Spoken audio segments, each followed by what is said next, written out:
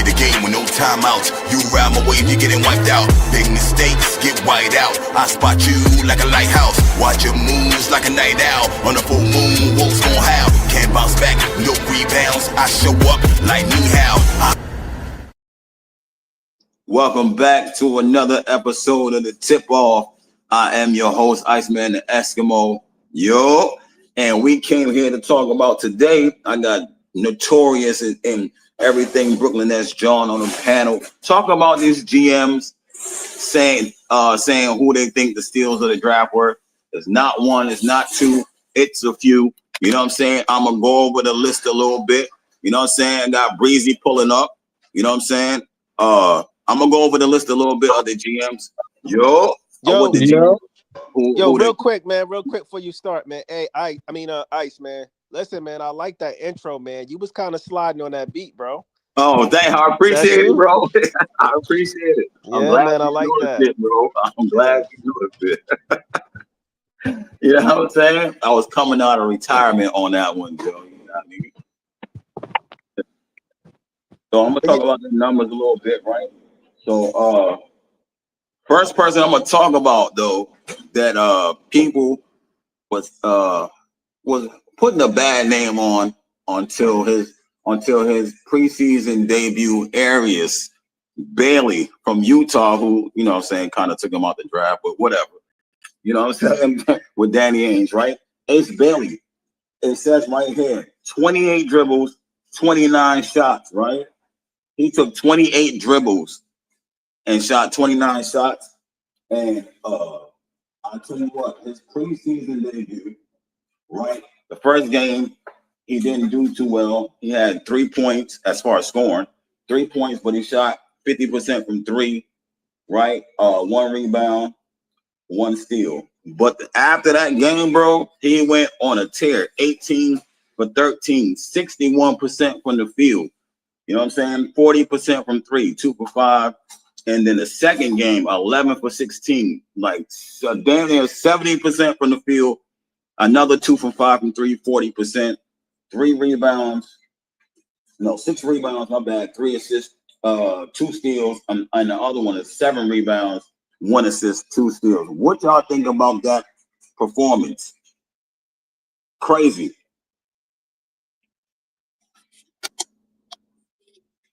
Can y'all hear me? Yeah. What was the numbers again, Ice? Sorry. He shot 8 for 13. He shot 61% from the field. 2 for 5 from three in his second game.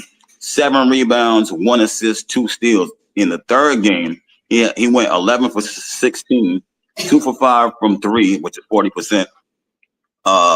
Another 6 rebounds, 3 assists, and 2 steals in those games. And this is who were you talking about, Proctor? Nah, this is Ace Bailey. Oh, Ace Bailey? Oh, they sound solid, man. It sounds solid. I mean, he did well. I don't know what else to say. He played well in the preseason. Yeah. Have you ever seen a rookie or heard a rookie shoot damn near 70% from the field with jump shots? Like, yo, that's like crazy work. Yeah, that's pretty impressive. Yeah. What you got on it, John? Yeah, listen, at the end of the day, Ace Bailey's talent has never really been a full question. It was who was his management representation. He quickly fired that jackass and sent him on his merry way out the door. So I think for Ace Bailey, like you've seen the first few games, like fearless attitude. I mean, his first opponent was Kevin Durant, and he had no problem talking smack to him and scoring. So listen, at the end of the day, Ace Bailey has a lot of confidence, and for him to trust his mid-range game the way he is, for him to be able to knock down threes, for him to block shots, for him to dunk with uber athleticism. Like, this guy has the toolkit to be special in this NBA. And for Danny Ainge, listen, that guy's brutal, man. I mean, some people thought that Ace was just going to get past him, and Ainge's like, nah. Not only am I taking Ace, I'm going to get the Banson next year. So I think for Utah, they really do have a great cornerstone guy in Ace, and they're really setting up Ace right now. You can tell by the way, who's the coach, Hardy, the way he's setting up Ace for really good shots. Like, he really is trying to put Ace in the best position possible to have a good first year, to put himself in some Rookie of the Year of votes. So this is definitely a good start for Ace. I know they said he has double knee tendonitis, but think about it. Utah wants another top pick next year. So anytime Ace is on some type of injury thing, we all know why it's being done. Same with Laurie Mark and some of these other guys. So I feel like Ace right now is starting off on a great note. And for the teams that didn't get him, it was definitely a loss for not tanking the way he should have, because Utah not only did that unselfishly, they made sure to do it to get the best pick possible, and they somehow got Ace Bailey. So they definitely have one cornerstone piece, and they are our biggest threat, probably looking for a cornerstone next year in next year's draft. So shout out to Ace, and hopefully he continues this and he keeps proving people that he may have had an attitude problem coming in, but if you can back it up, it don't matter what attitude you got, it's the results you deliver. So Ace definitely is delivering some good early results. Now it's about putting it in regular season and showing why he is the future of the NBA. All right, we got Big Fan Breezy, the late night host of the Big Fan Breezy blog. And what you think about Ace Bailey's numbers, bro, and what he went through during the summer and the draft, and then performing like this right now? I think he is a professional. I think once he didn't go to where he really wanted to go, he got proper advisement about being a professional in the NBA, because you're not just an athlete, you're a professional athlete. I think whoever is in this corner right now, they focus on him just being professional and kind of let him know, like, you don't have to end your career here. Things happen, Shay. And not to say it's going to happen like that, but you never know what could happen. You know what I mean? Shay Gilgeous-Alexander, he left the Clippers in his second year to come to the OKC Thunder. Maybe he got some, I don't know, motivation that something like that can happen for him. But case in point is, I think he's been a uber professional, and I think he's going to consistently be in talks of Rookie of the Year all season long. For what you said, to 28 dribbles, 29 shots, that's nothing to sneeze at. That means he got one dribble pull up. He's an elite shooter.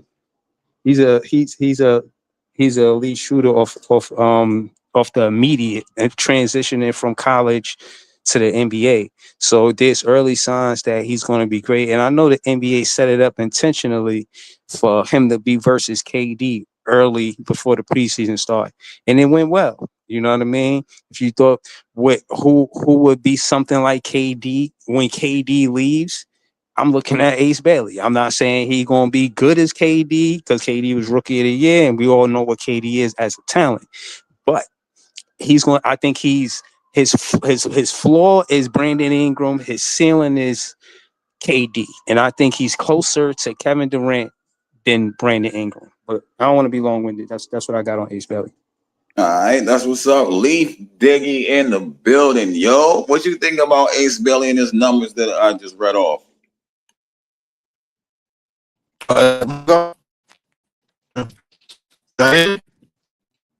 Oh, you You mega sound right. like Voltron, bro. Yeah, nah, you sound like you motherfucking underwater. It's the You sound like a Wi-Fi. robot, Leaf. The Wi-Fi back.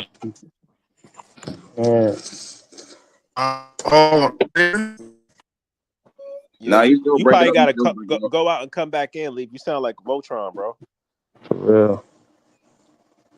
I will say this though, while we wait for Leaf to get it together, I think it's going to be a lot of tit for tat with Ace Bailey. I think a lot of NBA fans want to be right about this young kid. Some want to say he's not meant for the hype.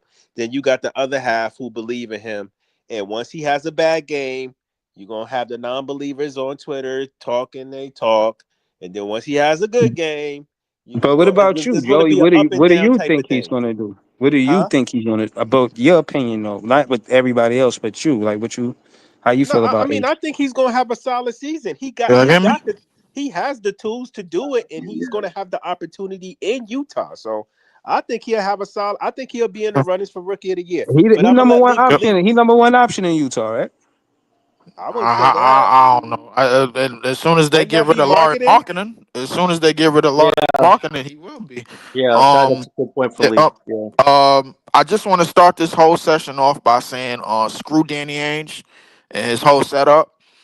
Um, just screw him in his whole setup because like they literally tanked ever since Danny Ainge got there, and then they finally got somebody that I knew. Everything that's happening right now with Ace Bailey, I already knew it was gonna happen. That's why I'm so pissed off. Um, the bottom line is, bro, like he belong over here, and everybody in the league know it. I mean, but he is handling it pretty well. I mean, in terms of shooting 70 something percent on jump shots in the preseason, I mean, it's pretty much doing what I already knew he was capable of doing. You know what I'm saying? Like if everything right now is 1-2 dribbles pull up and I'm shooting right over people, bro. Like when he finally reaches his peak or whatever that is, then there that go. You know what I'm saying? So, but yeah, he they as far as I know, they looking to get rid of Laurie Marketing now, and they probably looking to get some picks for Laurie Marketing right now. So the So reality can I ask is you something, Lee? Why is that? Because marketing gonna mess up the tank, so that's why they trying to get rid of him, or yeah, you know they're going for another tank because they're trying to get AJ DeMonsa. That's probably the only other team as of right now that's in the way. Washington might stink it up, and they might be a little bit higher. But Ace Bailey, if he can draw KD comparisons very early, then they most likely might send AJ DeMonsa out there with him. I hate to say it that way, but I mean, but all of the picks pretty much all of the picks that we wanted is balling and doing exactly what I knew they was gonna do. But Ace Bailey is already setting the bar because he's gonna get the keys to the franchise probably early. Because I mean, once they get rid of Laurie Marketing, that's pretty much it. You know that they pretty much gonna try to rebuild the team and then hope the rest of the West start getting trash. So that way they could be better and better, get better and better as a team. But I mean, Ace Bailey already is ahead of schedule.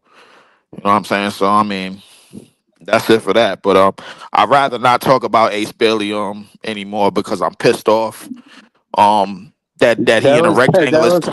that was Ice topic of the show. You know, he the host, hold so on. We you we know what we I'm go saying. we go. I just wanted to run through the steals of the No, no, draft, no. and I then we know, I know. I mean, yeah. yeah. I appreciate Ice for doing that, man. Definitely. But I'd rather not talk about Ace Bailey ever for a while, bro. Like because I'm pissed off that uh, he ain't over here, bro, and that he's stuck in a rectangular state, and we got to sit here and watch.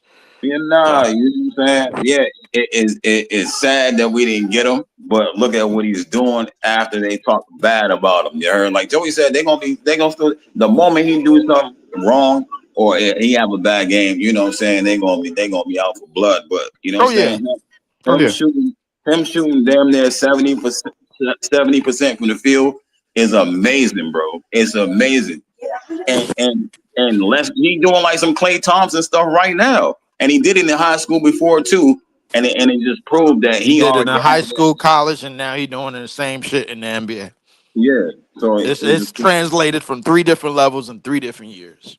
right. So I'm gonna move on to the next player, Nick Clifford. Now, Nick Clifford, I talked about Nick. I wish we would have got Nick in the draft too. They skipped over him in the draft. Older player, you know what I'm saying? Nick Clifford was, they said, the best player in summer league. Now I'm gonna go over his numbers a little bit. 2 games for Sacramento, and again, Sacramento feel like they got the 2 best players out of the draft in Nick Clifford and Max Raynard. So his first game in the preseason, he went 5'11", 45% from the field. 2 for 5 from three, 40%. 3 for 3 for the free throw line. He had 3 rebounds, 2 steals, 2 assists, 1 steal, 1 block.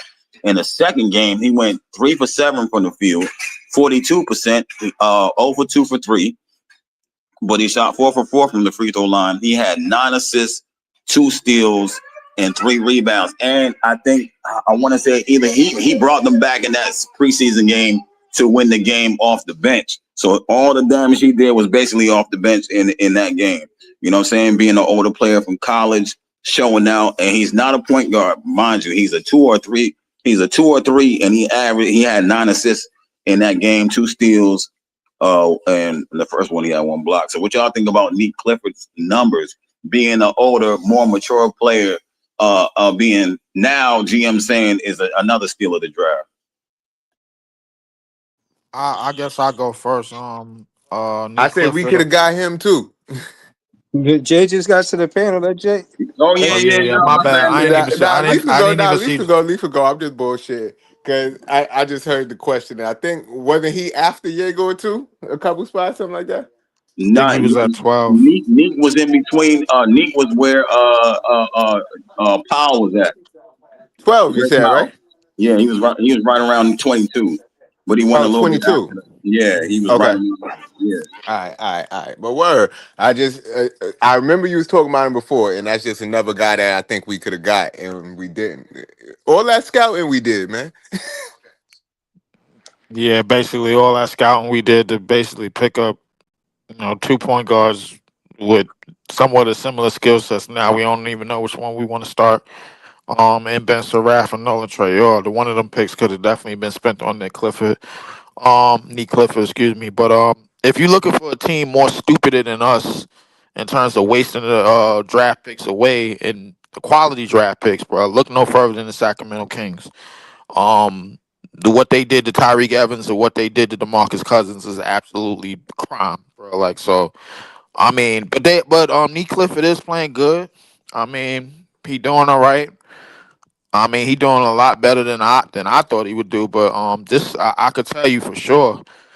I didn't see that coming. I mean, because I ain't really do that much research on him, like outside of the picks that I wanted.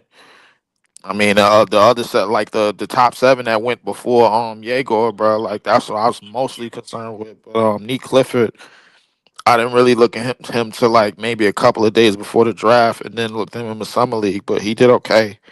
He did all right in summer league. He doing okay in preseason, and that's another. I guess that's another pick I got to be pissed off about. So, bounce pass. Yeah, I think Nick Clifford is again one of these players that the NBA is starting to realize. I think Nick Clifford is the example of the NBA starting to realize that the whole just throw the water. Do you ever heard that saying, throw the baby away with the water or some shit like that? You know what I mean? Like the Yeah. whole not all right. Well, basically what I'm trying to say is they totally went away from valuing players in their second and third, fourth seasons in college. Everything for a long time was just about that you know what I'm saying? The rookies in college, getting them those 60 players, and then if they don't develop, you get players out the G League even overseas. I think now we're coming into the space, and I ain't gonna hold you this because of this draft. Ice listening to all of the guys stuff. You know what I'm saying? Different UPT, a lot of different guys. I'm just talking about different drafted players. Even Leaf about Zach Edey and how he was in his 4th year, and we were getting in conversation about how Zach Edey is such a dominant player, and and then when you look at these players, sometimes they start at one school and then for their rookie year or freshman year, and then at about sophomore, junior year, they're in a different school. So it was just a whole process that I learned about. And I said all I had to say that I think the NBA is starting to value the second, third, fourth year play in college now because they do, in my opinion, they do now realize that some of these colleges run better basketball programs than NBA teams. You feel what I'm saying? So, and I think the guy you talking about, those players, I think they examples of that. But yeah, that's all I got. I just wanted to Um, say this real quick. I mean, I get it, man. We could go back and what we shoulda and coulda did and who we coulda drafted in hindsight. I mean, at the end of the day, yeah, we picked Ben Saraf, and he's getting, a lot of people didn't want him, but he's, believe it or not, he's gotten praises from his play so far. So is it safe to say that yeah, we might have picked okay, and a team like the Sacramento Kings might have picked okay too. Like two teams can hit in the draft, y'all. It's not like just because this team got this player and he's on the high right now, don't mean that you know what I mean. Somebody in the league is not thinking the same way about somebody that we picked. Nah, I because see what you're saying. Two things can the be true. Two things can be right right. They because don't have to be the good last or time bad. I It checked, could be like good, good. I the got you. last time I checked, Ben Sarafa is getting high praise. He is getting high praises throughout his play so far throughout the preseason. They may not be as high as Nick Clifford or some other guys, but I mean, all I'm saying is that's the guy that we picked. He's showing promise. You know what I mean? You just gotta wait to see how the rest of this stuff play out. That's all. Yeah, This no. shit, this shit is an absolute shit show. I ain't I, gonna I, lie to you. I will say this: the Kings definitely got super lucky, not just with Nick Clifford, but Reynard as well. And Ice, like you said, I'm looking at his stats right now so far for preseason: 12.5 points, 5.5 assists, 3 rebounds, and 1.5 steals on 44.4 shooting from field. So he definitely has a lot of intangibles. Like he could be that. Is it luck though, John? Or some of these teams are just better scouters than other Yeah, teams? I mean, Breeze, you look at the Kings' current current roster, and I know they just signed Russell Westbrook. Shout out to Westbrook, he's back in the NBA. But their roster is absolute. Oh my God! Like you have some okay scorers in that team, but you have no defensive identity whatsoever unless you actually play this kid Nick Clifford over some of these vets. So I think the Kings somehow got a little lucky in this draft, but they're an eventual rebuild, whatever you want to call it, team. I think they're a fire sale away on the next year's trade deadline, but they got Clifford and Reynard. So if they do decide to rebuild this year, you have two young pieces that you stole from the draft that could have went to other teams like us, for instance, that could have valued both these guys. So I give it to the Kings for their scouts getting those two steals like that because we were looking at both those guys. Ice was looking at him. I was looking at him. Like these two guys, Clifford and Renard, could have definitely fit our system. But for the Kings, this is a little lucky for them because they're going to eventually break that whole thing up right now with the Kings, with the Schroeder, Westbrook, Sabonis, DeMar, Levine. Like I don't even know what to make of that whole So they about to roster. go back in the shitter for Yeah. another 17 years. Great. Something like that, something like that. But they have two young pieces, so if they do decide to rebuild, they should save up all their assets and let Clifford and Reynard play because you have to. I don't think that is a roster that will compete in a really, really tough West. If they were in the East, maybe they're a playing team, but for the West, they got to basically be on their game every night. And Yeah. this young kid, Clifford, he looks like he checks a lot of boxes for team style basketball and being efficient in a lot of They different basically roles. send a lot of players to that. That's my problem with the draft as a whole. Like most of the top 7 players got sent to the West basically to rot and wait their turn. I don't know if the West is going to turn that page and be that, and all of these young players out of this draft is going to have success because you got so many of them waiting in line. Utah is probably the only definitively garbage team in the West. Everybody else is okay looking in terms of roster, but we already know from 1 to 8, bro. Like, oh, who's going to be there? You know, we got an idea who's going to be there. If we look at the rest of these teams in terms of roster reconstruction, they look good, bro. Like in terms of their youth, but when I look at Yang being stolen from us, I look at all these other picks that went off on Jaeger, bro, that ended up in the West outside of Cooper Flag and maybe Dylan, bro. It depends on Wemby if they playing well, if the health is there. They all gonna have to wait their turn, bro. Like the You, Eastern Conference, bro, they would have been hitting the ground running. A You know what's lot of so them. interesting to what you said, Leaf? I think it was like 9 or 10 of the 14 lottery prospects went out west. Where I think it was like 4 guys in that top went to the east. Trey It's Johnson, disgusting. Yegor, Knipple, and who's the fourth guy? I'm not Colin Murray Boyle. Like VJ and VJ. VJ, 5 guys. So like 5 guys in the top 14 went to the east, where the rest went to the crazy west, like you said. And like you said, the West is so crazy that these young guys, as talented as they are, they're going to have to play supportive roles as opposed if they were drafted to the East, they would probably get more playing time to actually be cornerstone guys. Like you look at Cooper right now, they're playing a point guard, they're playing him forward, they're playing all different positions because they have so much talent on that team that he has to be utilized as a floater, let's say, which is not bad for his Right. development. But if he was in the East, that guy's playing a lot of different positions, but he's being a cornerstone guy. So, Leaf, you're Right. making 100% facts there. Like, I feel kind of bad that the NBA is giving the West so much young talent, but it's like they have so much talent. The East is a freaking junkyard. They're Giannis away from trading him to the West, probably to the East being so wide open and so bad. It's like whoever wins in the East, how are you going to be the team on the West that has like 10, 12 superstars plus 8 to 9 potential young stars on it? It's Well, insane. they making Disparity of talent. they making the damn league lopsided again. Yep, And that's the word. Basically. I agree. I agree with Brad. I wanted Renard and Danny on this team. I thought that would have been super dope. But I could not see the Nets getting two bigs that are 4-year guys. I could not see them drafting two bigs that were 4-year guys that late, in their development. I couldn't see it, but I thought But that would have been We sick. did draft you Danny know, you Wolf know what I, also. We you we know, drafted Wolf, but I'm talking about Renard and Wolf together.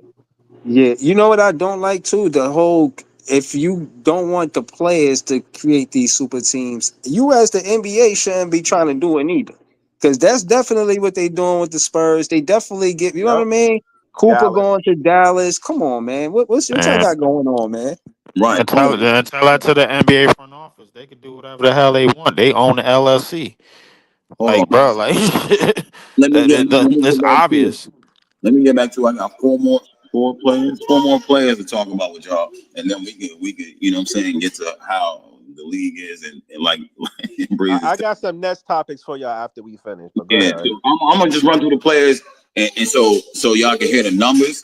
This guy is like Saraf, another guy I wasn't high on, just like Joey talked about. We actually got a player that I wasn't high on. I knew he could ball, but Casper's Jockin Chonas, right? He said some say he do a little bit of Lucas stuff, but he's not a good shooter or anything like that. But he had a in summer league he averaged 15 points, four rebounds, 3 assists, and 1.7 steals a game. And he shot 45% from the field and 35% from three, right? But let's say he struggled with his turnovers and stuff like that.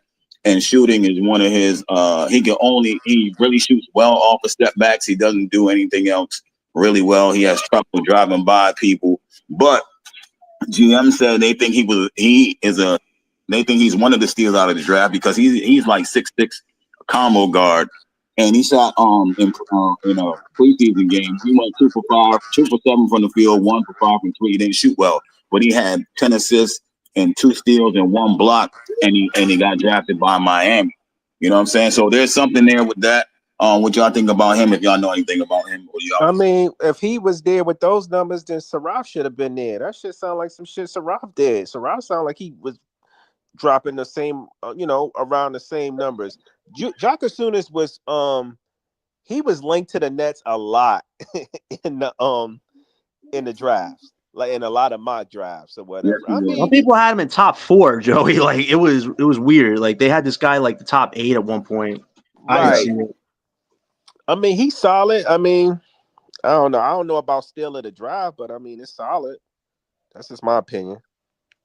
The Heat are another team that's going in a rebuild potentially. I mean, Bam is 28 years old. Is he really going to be there on a squad that is just getting younger and younger by the minute? I think they have to decide about Bam's future soon. And you do have a Um, younger roster of guys, so not they got not to to make a cut decision. y'all off, but Malcolm Brogdon just retired.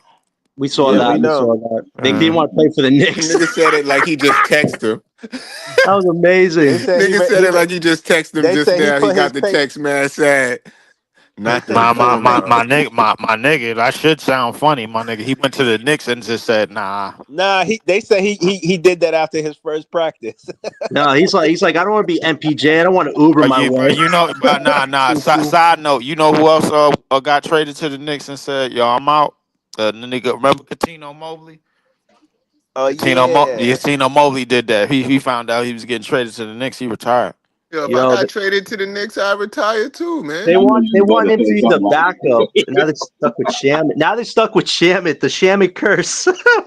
Because I I mean, think can I you think they blame him still got though? McBride actually.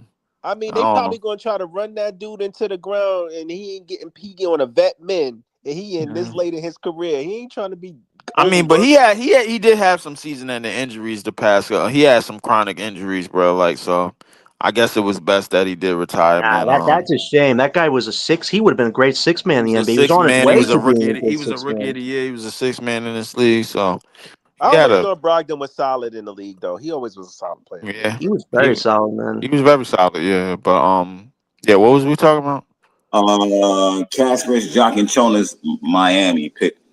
He was a late Miami pick. Like John was saying, he was supposed to go early in the first in the top in the lottery, right? yeah, he was supposed to go and he dropped way down to Miami. I forget what number that was, but he dropped down. You know what I'm I saying? want to say he dropped down to like 15 or 17, something around there. I I think don't like remember. 17 or 18. Yeah. I think because 16, I already know who that was. That was another theft by another team that was basically Was it had our Yang? draft ball. Yeah, that was Yang. He was sitting like Hanson three. Yang went, Oh yeah. yeah. Yo, Yang is looking He was sitting on impressive. Breezy's left, bro. Like at the draft, bro. Like, and then How I was was he like, not? How was he not in the steal of the draft conversation? It's Yeah, seriously, crazy. you got to put Yang I in think that he about to come conversation, up. bro. I don't think we got to him yet, but Nah, Yang, he getting a lot of motion, and I don't know if he in that article Ice talking about, but he getting a lot of motion on the internet for real. Nah, He had I don't know. material, like a what river I game really yesterday. like, my thing is, if they was solid on Donovan Clingan, why pick him up? Nah, I Because you're don't know. not solid on Donovan Clingan, bro. Nah, they solid on Donovan Klinger, right? But you can't pass up. You couldn't pass up somebody who potentially, you know what I'm saying, be another They joke. didn't even have a pick, Ice, bro. They traded up to get him, bro. Yeah, they Hey, did. They did. I don't know, when man. He must have been that important, bro. Like It you was can't three. tell It was three that centers.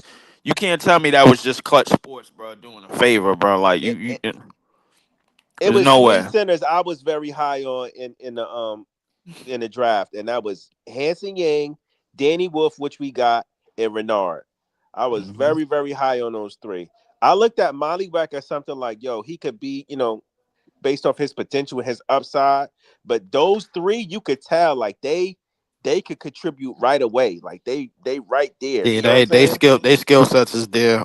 Yeah, Right off the rip, bro. Like I mean, but I guess to talk about Kasparis, I mean, this shit sound like the player that we got, and like I don't know, bro. I ain't it really sounds like watched. some Saraf shit, right? Yeah, it's to me. I mean, I don't really see anything really like totally special, different between right? the two players. All I can say is that at 6'6", 200 pounds, which they both are, go figure. I mean, I don't like it's a lot of that 6'6", 200 pound shit going on between these overseas guards, bro. So it's really all it can like. All of them can't be successful. That's what we do now. Like, cause that's not how the NBA works, bro. Like the NBA, if the NBA got 400 spots, then 200 of them basically is actual Yeah. rotation players. He was You know picked what I'm saying? 20th, Caspers. He was picked 20th. I just 20, he checked went it. all the way down to 20th. That Yeah. means in Miami, basically, he's under a strict workout regimen, bro. Like, cause you know how they get down there, bro. Like, you gotta really put in the work in the training and He training culture. room and everything. You know what I'm saying? So like, I mean, that bullshit ass heat culture that they trying to push, which is really like the Pat Riley way or no way. It's gonna be interesting to see how he does down there if he the point guard of the future because their point guard position is kind of shit right now. Yeah. Um, They got Davion not Mitchell still, right? They still got that guy? that man, that ain't good enough. That ain't gonna get it. That ain't gonna get That it. ain't gonna cut it. That ain't Yeah, gonna they cut got it. to rebuild. Yo, they got to embrace a rebuild soon. I just don't see. Yeah, I don't see but Bam staying there in his 30s. Pat Riley don't like the rebuild. He like the retool. That's why they stay at 15 and 20 in terms of picks. That's a Yeah, fact. That's a fact, Leaf. So he don't like that rebuild shit. So a lot like He like to linger. He like to linger around until he yeah, can get competitive. a good chunk of Nets fans, bro, would like Pat Riley because he gonna go out there and compete even with some shit bar burgers, bro. Like he don't give a damn. So Anybody got anything else about Casper's? Because he is kind of similar to Saraf, where you don't think you could get by anybody. Kind of crafty a little bit, and just go out there and drop dimes. Seems like he got some upside. I wasn't high on him at all, just like Saraf. And I was even less high. I was more higher on Saraf than I was Jock and Jonas. You know what I mean? For real. I wouldn't have. I didn't like this game. I didn't like Jock and Jonas game because now that I go on TikTok and I talk to Miami Heat fans, they say I see exactly what you're talking about. Like if he's not running full speed and he's in front of you, he cannot get by nobody. It's an absolute, you know what I'm saying? He ain't crafty enough to get by you. He got to do a lot to get by you. You know what I'm saying? So I wouldn't have chosen him. He probably would have been the last guard I would have drafted out of the draft. know what I'm So saying? I mean, you either got to be crafty or you got to have a quick first step. So if you ain't got neither, Right. good luck. You're right. Right. Right. And You know I'll what I'm give it to saying? Seraph. He's using the IQ to his advantage. What he lacks in speed, he's using his ability to read his teammates, which it's the fact he's even been able to read his teammates so quickly right now.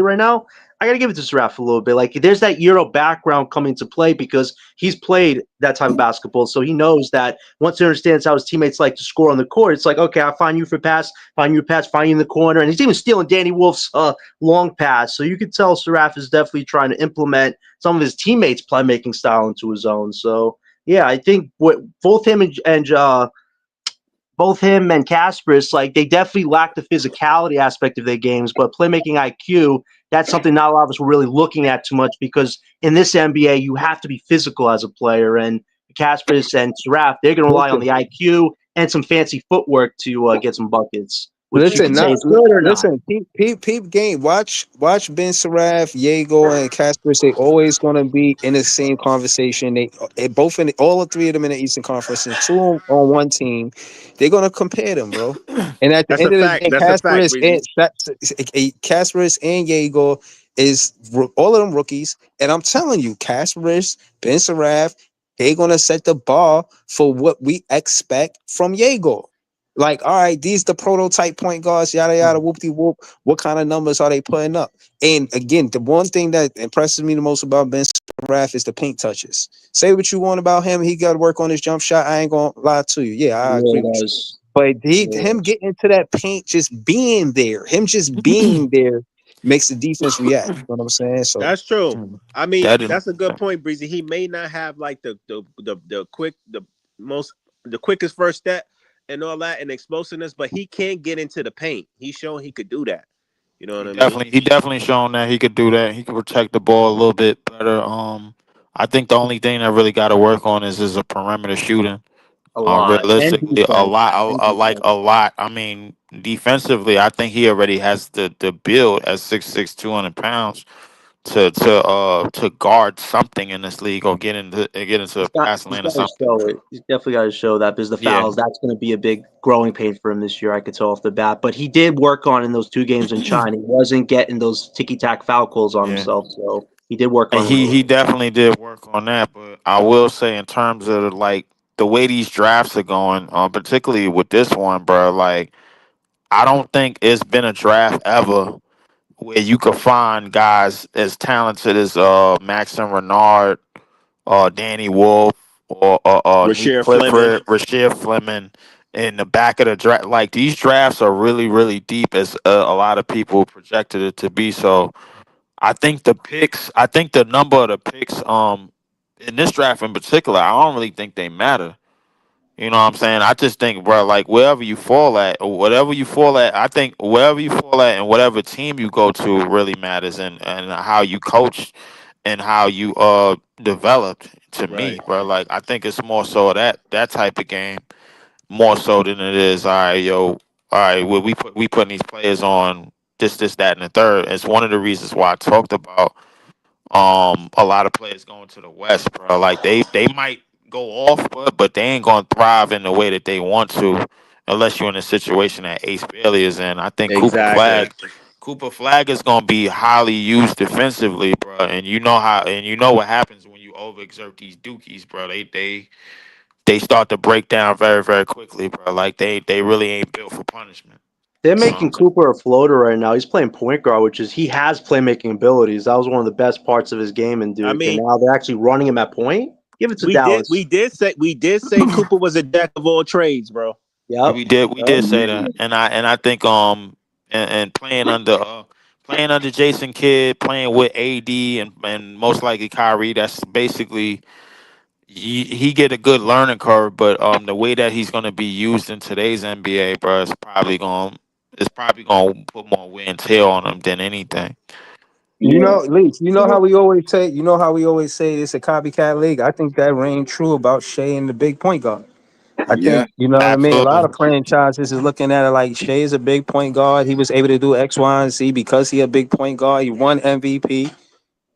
True. This now you see Casper, you Yeah. see Ben Yep. Raff, you see Diego. I think that's gonna be a thing on It, in it, this it draft is a and You next could big. you year. could put you could put I high. agree. I agree with you. And if that's the case, then that means anything under what those archetypes, basically, bro. Like you play facing an uphill battle, bro. Like I think the league, they really got pissed off at the Steph Curry element.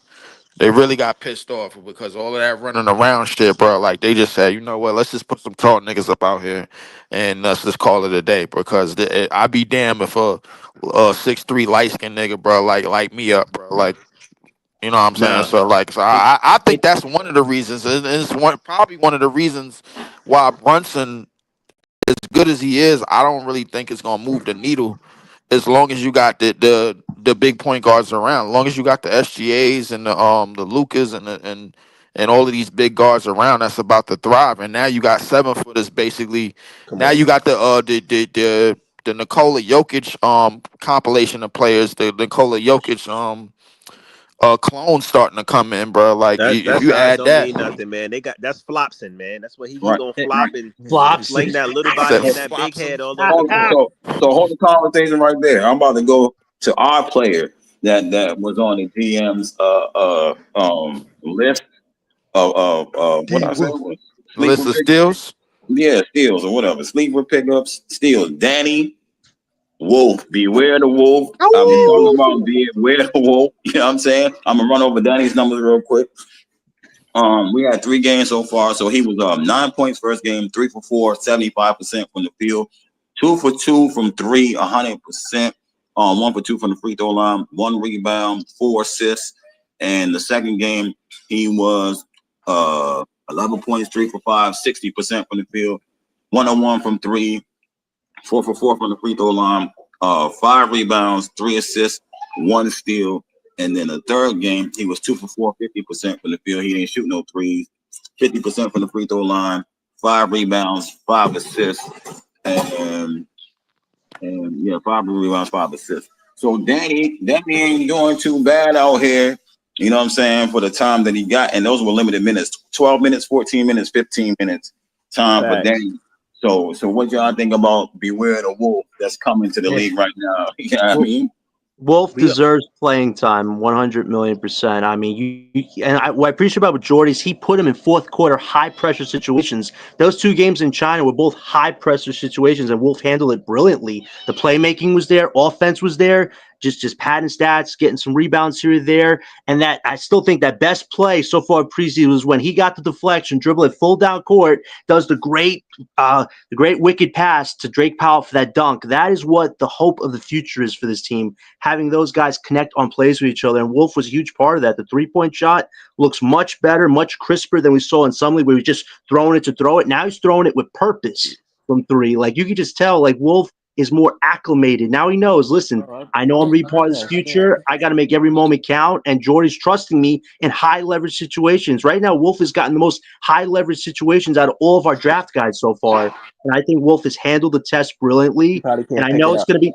I know it's going to be tough for him to get playing time because we have Claxton, but as soon as we do move off of Claxton, Wolf should be either in our backup unit or near our starting lineup because this guy has playmaking abilities. He's a point center. I don't care what you say to me about forward. He's a point center with the potential to be a hybrid player if he gets stronger defensively and physically. But so far, he's definitely made a case that he should get playing time and But he's a hold part of on. his future. But hold Embrace on. the Wolf. Hold on, hold on. Before we start all of that, can we hold him accountable on defense the same way y'all held Cam Oh Thomas my accountable? God. Yeah. Please, No, please, no, please, why no? Why you let's not gotta do start that? tonight. No, Let's no, no, not no, no. Why start you gotta tonight, do that? please, with Why this you gotta Cam do that? Thomas. No, why Because you you're gotta do making that? because you're crapping on Wolf because of Cam Thomas. We're not even I talking about didn't Cam crap Thomas. on Wolf. No, Yeah, no, no. You're not yeah. gonna Come on start now. this Come narrative. on Here we now. go. No, no, no. Hold on. Me asking the Nets fans to help Yeah, we Wolf. I'ma hold him Let me accountable. finish. Me asking Wolf to be accountable on defense the same way y'all hold Cam Thomas accountable on defense is not me crapping on Wolf. It's saying It don't be is. biased. And if you are, I'm gonna call you on it. Period. I'm pulling you on it. Fairly, All right. because Cam Thomas didn't even crack the top 400 in defense last year. You're crapping on Wolf. He hasn't even played a full regular season game yet, my friend. Like, come on, let's No, leave I'm Cam not We talking we we happy. about that. gonna we gonna hold him. I'm talking about the We gonna hold culture. him accountable. I know Right. I'm a hold. I'm not talking about that. I'm talking about the culture of Brooklyn Nets basketball. Are we gonna hold all of these players accountable or not hold Wolf accountable because of what? Absolutely. We gonna hold him accountable, I just Breeze. said he needs to get stronger physically and with rebounding and defense. I said those things, but right now he has the abilities of a playmaker, and he could be a center on this team, just like with Saraf. Offensively and defensively, a lot of work. Nolan Traore got to get stronger physically, and then Yegor, he's definitely got to get stronger physically and get quicker on the court. We've pointed out all these things, so yes, Breeze, we'll keep him all accountable, just like we'll hold Cam accountable if he has a night where he scores a lot and doesn't help his teammates. We'll be fair. Listen, man. Listen, I'm That's I'm all gonna I go. want. I'm gonna just get my point out the way, bro. So I don't have to start yelling with you niggas, bro. Like defensively, he stink like shit. Offensively, bro. We already know, bro. Like he could find guards, he could find shooters, he could find cutters, he could find lobs, bro. He could play pick and roll, inverted pick and roll with anybody. But rebounding, I like that shit need work too. On in terms of being a dominant defensive rebounder, a quality defensive rebounder, because that's gonna lead to more fast breaks because he could throw them Kevin Love outlets low key. So his shot has got better, but offensively, I think his skill set is already there. I was sold on him, man, before he even got picked. I was sold on him when he got picked. I was sold on him before he even played the game. Offensively, but defensively, I knew it was gonna be some shit. So we just gonna have to fix that. But even though we're gonna be some shit anyway, I would love to see him play with a lot of different lineups Exactly. because he's gonna be able to. He's probably outside of Cam Thomas, he's our second best self creator on the team to me. Nah, Like he I don't is. really. But my I, thing is, you could cover up, not to say it like that, but where he's not, I guess, impactful on defense, you could put Clowney on the floor with him. Put him in a lineup yeah, where he's not the biggest guy on the floor. Pause. You could put him with Clax, MPJ, and put Wolf at the 4 or the 5. true. But he would I be would have. I would impactful. have Clax be the Roma and then have him be the last line of defense. If that'll help, but we gonna stink like shit anyway, bro. So Playing Clowney with Wolf is definitely a I combo I want to see this season. That's yeah, a good I want to combo see all it. the way. Well, the thing about Clowney is, man, like I think you gotta bring him along, surely. But so even though he did work Mhm. out, even though he did get physically better, he worked on his physical frame a little bit.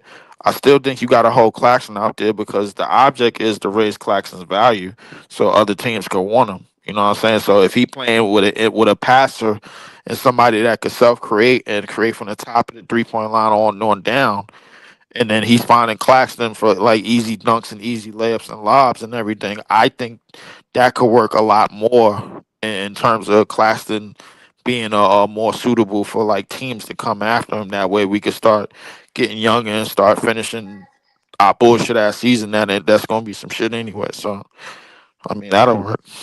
I'm with it. But defensively, I he stink like shit. um I'm high on Danny, man. I was high on Danny when he was in Michigan.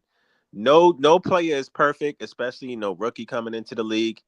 He has his flaws, but when you see this kid play, you can't sit there and say to yourself that he's like, listen, there's something special about him. Like, yes, he's not that good offensively. I mean, defensively. That's something he's going to have to work on, like everybody said, when along with his physicality. But as far as his feel for the game, um, he got it, man. Like he has a good feel for the game. He's offensively inclined, and you just gotta wait to see. You gotta throw him in the fire, and you gotta develop him. And you know what? Defense isn't all about one player. Sometimes it's about team defense. You need to put strong defensive players around them in the lineup. So does that mean you don't play the guy because he's not that good defensively when he's giving you multiple other things on the floor and contributing? No, you still play him. Shit, Joker is he can't move his feet worth of shit, but he's still Joker. You know what I'm saying? So That's what I'm saying. Sabonis was cooked last time I checked on yeah, so defense. but it is what it is, man. I like Danny, and that's all I got. If nobody else got none, we can move to the next player. Yeah, let's do that. All right, the next player I got is Asa Newell from he got drafted to Atlanta. Basically played at Georgia where Nick was at, and he was like a carbon copy of Nick. Basically, I didn't want him on his team. You know what I'm saying? Because he was just like Nick Claxton. But I'm gonna run through his numbers real quick. My dog might start barking. So the last game he had, I'm gonna just go his last game. He didn't do too well in the first two games. He didn't get a lot of minutes, but he shot um he was seven for 18, 5 for 9 from the free throw line. He shot 38% from the field. The second game he shot 50% from the field. He had 8 rebounds, 2 assists, 2 steals, 2 blocks. You know what I'm saying? For Atlanta, and he could shoot. He could space the floor a little bit. So I mean, he did basically the same thing as Nick Claxton. He could bring the ball down. He's not. He didn't have as I don't say Nick was crafty at Georgia, but he don't have like the crossover. But he can bring the ball up. He can shoot the three. He can rebound. He can block shots. Kind of athletic like Claxton. Like I said, carbon copy. But now in the league, he's shooting the three. So what do y'all think about Ace and Newell? I think the Hawks got another good prospect. I mean, the Hawks, you could see what they're doing right now. They're building solid defensive players around Trae Young, which is the only way to make Trae Young work as an integral star piece of that team. Now you have guys like KP. They traded for no, they signed Nikhil Alexander Walker. Like they got a lot of good defenders now around them. They also have Dyson Daniels and then Rubishir, who looks like he's gotten bigger as a player. Like they are definitely building a solid core as far as physicality goes. And Austin Newell is definitely going to be a good project for them. I mean, 6'11". Like if they can figure out his mechanics and get him some playing time somehow, because the Hawks should, because there's no guarantee Trae Young is going to sign a new contract, and it doesn't look like he will at this moment unless the Hawks could really have a deep playoff run this year. But they definitely made some really smart moves at this draft. I think they have another team's draft pick or something for 2026. So yeah, the Hawks are really they really did they were one of the best teams I think as far as this draft goes and as far as building their new nucleus right now. Like they have some really good young pieces. They added some good vet pieces, and I think the Hawks are going to be a team that nobody's looking at right now to be a potential top six in the weak East right now. But they're definitely a team to watch, and I hope this Newell kid could definitely grow his game on a young Hawks team, which is building a lot of good young pieces together right now. They are. All right. Anybody got anything else? Um, I don't really know too much about them, bro. Like, I guess I guess that takes them out of the Claxton week sweepstakes because they basically got a Claxton mini me. Um, so I mean, And Jalen Johnson. and Jalen Johnson coming back. So I mean, I guess more proud to him. I ain't really watched too much of him, bro. Like he seemed like he could rebound, he could run the floor, he could do some things, and working on his shot a bit, man. But Atlanta seemed like they trying to creep up in the East with all these light skinned niggas, man, that they got on the damn team, bro. They're trying to do something, but I mean, I know it's pretty much gonna fail. I'm doing a whole bunch of hating on them this year just off the strength, but it is what it is, man. Asa Newell is he all right though. So All right. That's what's up. Next player I got Andrew Nimhard's brother, Ryan Nimhard. You know what I'm saying? I He like dude, bro. I ain't gonna lie to you, bro.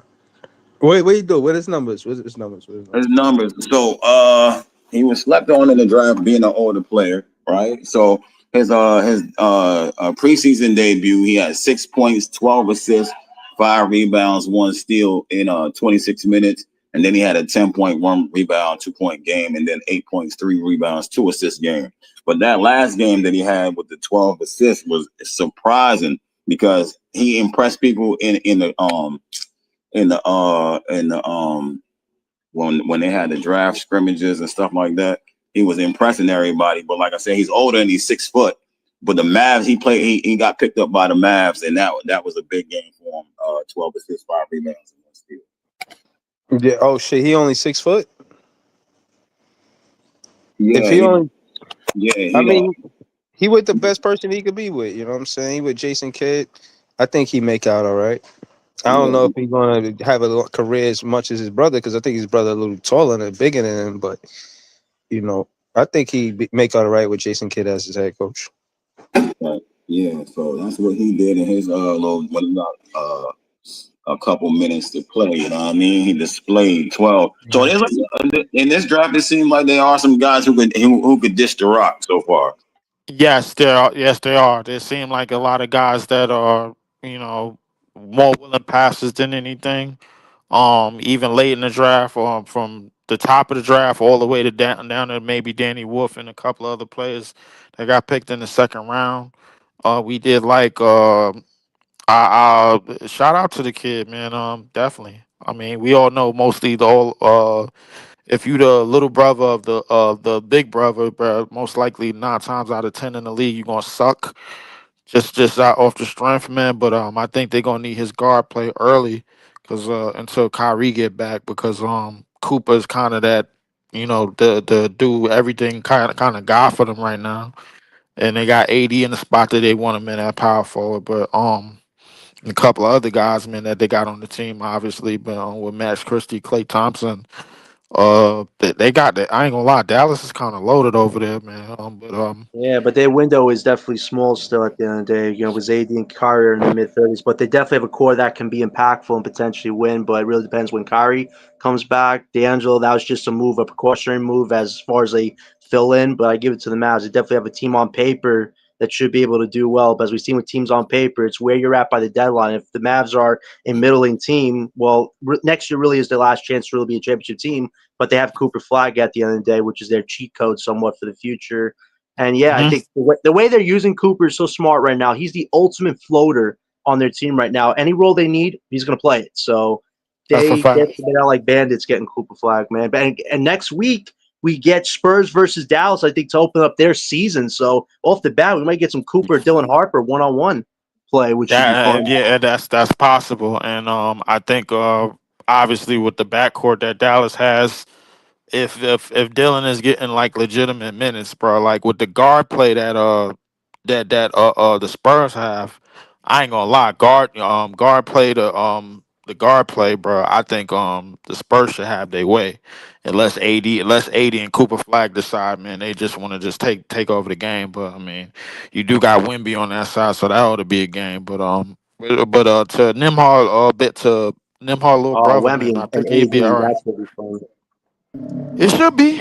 It should be. I mean, well, Yo, can Wimby. can can I say that that Dylan Harper being with the Spurs is kind of criminal, man? Because listen, It is. It is. We he all wanted Dylan Harper. He should have been he a don't Brooklyn. just he don't. But they got Fox. He listen. Dylan Harper need to be somewhere where he's getting minutes, like minutes. Right. Like he don't Right. really Right. need to be in San Antonio, bro. In my I opinion. mean, if that's the case, like, is it possible that you could say the same for Castle? Because I mean, I don't really know, like the guard play that they running over there. A lot of them dudes, him and Castle, bro, are downhill guards, bro. Like Castle could euro and take off with 2 feet and dunk on you. You know what I'm saying? And Dylan could do a little bit of the same thing. So it's really all about like. I kind of think they in the mix with where kind of where the Warriors was when they had Steph and Monte, or like where Denver would had when they had Nurkic and Joker. They just gotta, if they gonna trade one of them, they better make sure they keep the best player. Do you guys So think it was a mistake for them to sign Fox that big deal? Like, is Fox going to be that real difference maker as a second star to Wemby, or should they have really invested more in Harper and Castle? Because one of them, like you just said, Leaf will likely have to go if they want to get one more big upgrade to really go for it against a team like OKC. Like, it's I think unfortunate, but their guard depth will eventually be a problem if they I want just to make think to certain to it's moves. answer too. my bad, to answer your question, I think yeah, that was a good idea, because anytime you sign somebody, bro, like you looking to make a big trade, especially when you sign them to a big deal. You know what I'm Mm-hmm. saying? So like the Spurs, they have more of a leverage because they are teams that want Castle. They are teams that Mm-hmm. want Dylan, and they all might be a couple of teams that want De'Aaron Fox. So I mean, so I they, don't know about Fox, but the other one, I yes. say that that's why I said a couple, bro. Like I ain't know about it, bro. Like so, the thing is like with this CBA, you got a big money point guard in Fox that you can make the money match if you want to make a big deal for somebody to add on and to Wimby to put alongside of Wimby to make sure you still have that money and still paying that money, or you could off Stephen Castle to probably get more picks, or off Dylan Harper to probably get more picks. So I mean, they kind of, they got their own ways, man. Them Utah, it's a lot of teams that set up to really go after it, and when they go after the trade market and really dig Well, in the trade market and go make a team out of some trades. So, and I think San Antonio is one of them. with all the draft capital they If got. anybody can make a monster offer for Giannis, it's the Spurs. Like we It's the both said, like Spurs. they have the picks, they have Dylan Harper, and they have young pieces. Like if they want to form a superstar big three right now of Fox, Wemby, and Giannis, they can, and they will be the biggest competition in OKC. But I don't know if they want to make that move right now. But I mean, come on, you're facing OKC, and the Rockets just lost Fred VanVleet. Like you got to ask yourselves, in 2 years, Shea's be making $80 million. Then they have to start selling off pieces. Like the Spurs, Right. you have a window if you make that move for Giannis. Like it would be hard Right. to stop a team like that. Ice. And you got Dallas who was already on the window with Cooper, AD, and Kyrie for like at least this year, Right. next year. So I mean, Man, I fuck think you them got niggas, to you man. if you the Spurs, you got a chance to run the table. But F them Man, fuck the Spurs. Hey, Ice, who's the next player? Yeah. Joey's like, I want to talk shit about the Spurs. yeah, fuck them. Yeah, I'm with Joey. I don't know why. I don't know. I said all that good shit. This the last player that was on the list that I got. There's probably more because the list is coming out real slow. A GM slowly leaking who they, you know what I'm saying, who they thought was the draft. So it's Joan Behringer. I know y'all seen him in preseason. Center. Well, He wasn't Minnesota, on. right? The dude from Minnesota, bouncy. I told you, Lee, this was Con Jones Jr., but you know what I'm saying? You ain't get the full display yet, but he's a little bit bigger, and he's only 18 right now still. So his numbers, he played 4 games. So Minnesota played 4 games. He played a lot of minutes, but he didn't do like super great, but he did good. All right. So he was 6 for 8 in one of the games, 75% from the field. 4 rebounds, 1 block. Then he was 1 for 3 in one game, 33%, 2 for 2 from the free throw line. He had four rebounds, 1 block, 1 steal, 1 assist. And then he was 1 for 2, 50% from the field, 1 game, 3 rebounds, 1 block. So he got a block the game, and his big game is like 10 points, 5 for 8 from the field, 62% from the field, 10 rebounds, 1 assist, 2 blocks. So he blocked every game that he played. He had a block in. You know what I'm saying? And he's still young and still learning. What y'all think about Joan Behringer? He could definitely be a good project for Minnesota, but this is like one of those things where like he's on a team that's unfortunately has a lot of depth in front of him, and it's good depth. They have Rudy as their starter. You have Nas Reed and McDaniels. Like for him, it's going to be a patient game, a patient waiting game where you get opportunities when they come and make the most of them. But like you said, his shot blocking ability, I think that's something that really was enticing why Minnesota wanted to draft him, and it gives them an option for a big piece in the future to use if, let's say, Minnesota decides to move some pieces around the board. Because let's remember, Minnesota is one of the most expensive teams in the West, and they've been to the Western Conference Finals twice, haven't got it to the finals yet. So this is like a huge year for Minnesota as far as Ant-Man, Gobert, and Randall to lead that team to getting to a finals appearance. If not, they're going to have to make some big moves because that's one expensive team. But Joan could definitely be a good, young, intriguing piece for them. He's just going to have to be patient with his opportunities because right now there's a lot of good depth in front of him right now. Joe, you got anything on Joan Behringer? Nah, I don't really know too much about him, bro.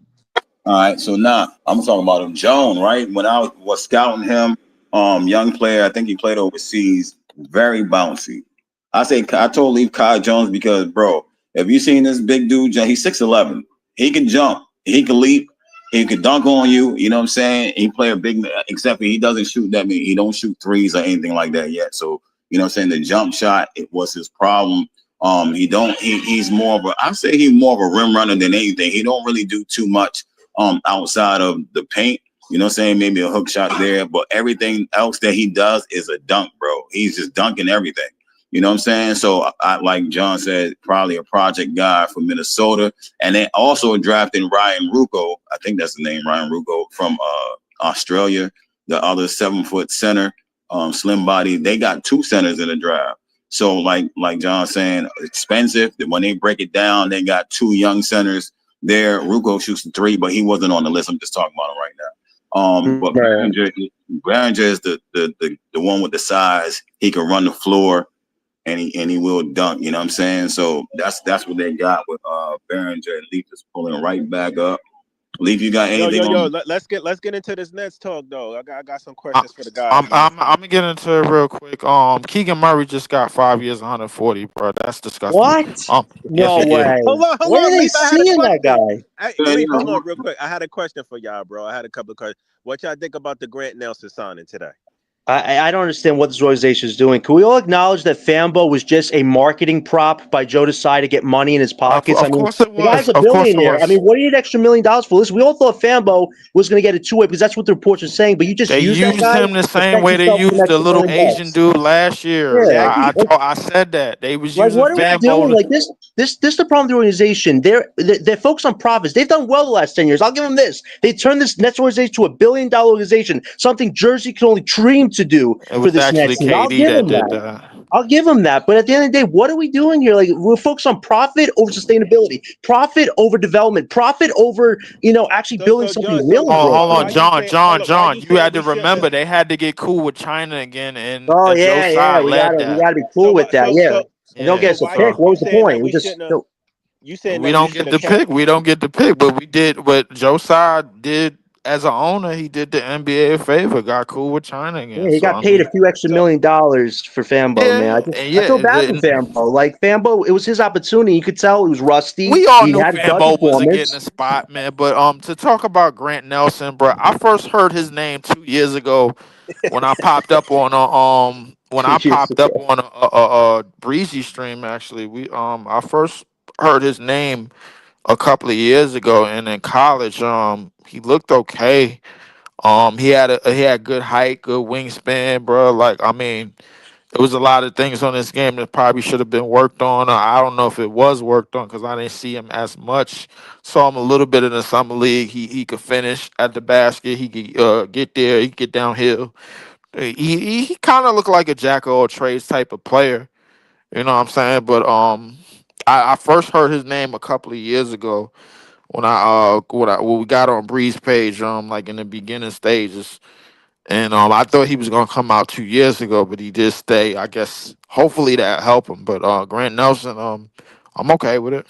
I'm Nah, I okay just with him don't. being the Ray Nance didn't even play at all, and Fambo just got discarded like nothing, man. Like to me, I felt like John, such it a sounded weak like move. you wanted Fambo over Grant I Nelson, mean, man. Fambo For the he two-way, did man, have that injury though. Joey, for the two-way. I'm not saying this guy was a future part of our core or anything like that, but a lot of Brooklyn-based people were excited seeing what this kid could do. And I just feel like Joe Desai, that was all BS. Him. It's like He I get a used few them the million same way dollars. he used every Asian dude, bro. Like I get a few $1 million just by putting this kid's face in for a few minutes. And you got a guy like Derek White, who we knew was on the chopping block, just sitting on the bench watching this kid who thought he was going to get two-way, just get scored like nothing. Like, come on, man. Like this is Sean Mark's problem. But Sean what is if he his wasn't? What problem. if he wasn't showing promise in camp and all of that though? Because you notice that most of the players that didn't get too much burn in preseason got cut. Derek didn't get too much burn; he got cut. And Fambo didn't get too much burn either; he got cut. So I mean, yeah, I can't really cry about these two-way spots on it, like because I mean it is what it is, man. I mean the only person that's probably gonna wink a eye about it or she'll probably think twice about it is Ice because he love these G League two-way niggas. You know what I'm saying? So I mean, Damn. but I mean, like me personally, bro, I'm focusing on us, on top to bottom on 1 to 9 and what we gonna build through there. You know right. what I'm saying? So I mean, it, At the end of the day, the real purpose besides Joe Tsai making money is that Sean Marks is taking the super cheap route by signing all these guys to Long Island because he wants to get over the minimum salary floor without having with saving that $15 million that he really wants to preserve to next year's deadline. He better do something with that extra $1 million because we just made the G League like super strong with signing like 8 dudes in the last 2 days. Like oh and yeah, our Fambo's G trying to League be a team is gonna casualty be now. cracked up, bro. But at the Yeah. same time, if you want G League dudes on the NBA roster and you want them to do something, bro, you better go to Miami. 'Cause that shit ain't gonna work over here, bro. Like I think, bro, anything that's been tried already, bro, like can't really be duplicated in a championship form. The NBA gonna see that shit coming, bro. This league evolves very, very fast. You know what I'm Okay. saying? So, So I got Hey Hold on, Jay, is Jay hold on, there? hold on. He's still there. Let me say something about What Fanbo happened? and Grant. Okay, yeah, go ahead, bro. Yeah. I would have preferred Fanbo over Grant. Fanbo, like I said, Fambo's more skilled. He got more to offer. Grant can't shoot a three at all. Like he's not a 3-point shooter. He's more of a slasher, and you know how those do on a team. Slasher and the energy guy. So I prefer Fambo to be on the two way so he can go down to the G instead of just being in the G. Exactly. That's what I was Instead of trying to make a point of. being- He would Yeah. get G-League burned, but like Grant Nelson, like we just found our new tank commander. His name is Grant Nelson. Everybody, welcome to the club. Like, come on. But It it's Look, just to happens. be fair, we don't know if he gonna get the last two, if he gonna get a two-way spot or if it's a standard contract. I don't. There's no context about what kind of contract he's gonna get. was Right. Timmy on a two? Well, Timmy was on a two-way ice, right? Or Yeah, was he on a yeah. standard deal? He was on a two way, and then they gave him a little small standard contract after he Okay, came. okay. Yeah. Yeah. So Um. so Little and Go, Etienne are still on two ways. And they need to fill the last one. I guess it goes to Grant Nelson because he showed up late. Okay. yeah. Go ahead, Yeah. Joey. Ask your question. No. So me and Ice was talking about this backstage. It's looking like the last spot is going round down. It's going to be between Tyrese Martin and Jalen Wilson. Who do y'all prefer between those two to Martin. stick around? Martin, cheap vet, because we keep talking about this vet stuff. Keep this guy. The guys like him. He's not going to be too impactful in the court, but he will give you some good minutes. Uh, Wilson had all the opportunities last year, dropped the That ball, just and he sounds just hasn't proved insane. Let's nothing. keep the one that's not impactful. That's a great Well, I mean, idea. it's a strategic move. And he is a little impactful. He averages 9 points. That's not bad, but it's not I'm saying, spectacular. but it was just your rationale. Like, yeah, the one who's least impactful, that's the guy we need for the team so we Well, can be he's got a worse. Jay. Crazy He's got a work. lot more credit from his peers than Wilson. Nobody's even complimented Wilson. I don't think No, Wilson's I'm got a not compliment talking from about anybody their this year. assessment. I'm talking about your assessment. Your assessment was let's keep the least impactful guy. Well, That's why I'm he's a laughing vet, at. but he's a hey, vet though, Jay. But Jay, you keep talking about having vets on this team. He's a vet. I mean, what hey, else do hey, you want me to since, But since say? that's neither here nor there. He is I'm not a just vet. He only been mentioning in the hold your league on, two y'all. assessment years. of let's keep the Hold, least impactful guy Okay, possible. okay. So who do you want to keep out of hold Wilson? on, Let me hear your hold, impactful answer. Who do you want hold to on, keep? John. Hold on. Since we got Jay and Breezy back, let's run it back since they wasn't here and for the Grant Nelson. Nah, I was here. I was listening to y'all though. Okay, I so was what do letting you y'all think get this. about the Oh, Grant great. Nelson signing that the Nets? What do Grant you think about Nelson. that? Me personally, he's like if Danny Wolf don't work, but I got a lot of confidence in Danny Wolf. And to be honest with you, I ain't putting no stock in Grant Nelson. Show me some. You know what I mean? I'm already invested in like 5 new players, man. Now we got him too. Like, man, nah, bro. You get in line, man. Show me something, bro. Yeah, Okay, We're okay. we're an So auto I parts think factory. the Nets is just trying to pull some financial gymnastics, and they signing people and letting people go just Nigga to try said to meet. financial gymnastics. Yeah, they just trying to meet the Hold the salary fuck floor. up. So it's I like ain't we gonna never heard pay no shit him, like get that. rid of him. Like didn't they sign somebody and get rid of him the same day? I think so, yeah, It was yeah. we got somebody the they So, kid signed made. and got rid of the same day just so, because they trying to pay Uh people to get to the Terry salary so, floor. Roberts. Yeah. That was was, Terry Hey, Roberts. uh Like this, so Jay, I don't know, it was somebody that bro. did that Jay, shit. I Jay, don't Jay, Jay, remember. Who Jay. the Let me was hell is three Tony players. hold on real Roberts? quick. Jay, Three let me players. Terry Roberts, Breeze. He was hold on, signed to John. Long Hold Island on. yesterday. Yeah, they all But Jay, lost. I just I Tony think Joey trying to Robbins. say something. I just want to get back to the Tyrese Martin, Jalen Wilson, debate on who we should keep between the two. Who would you pick since you didn't agree with what John said? Who would you pick See, between the two?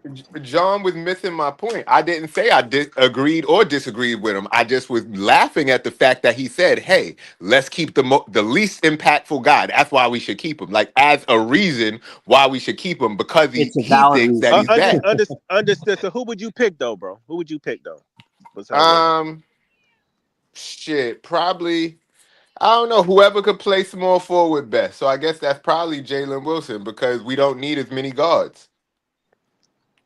Okay.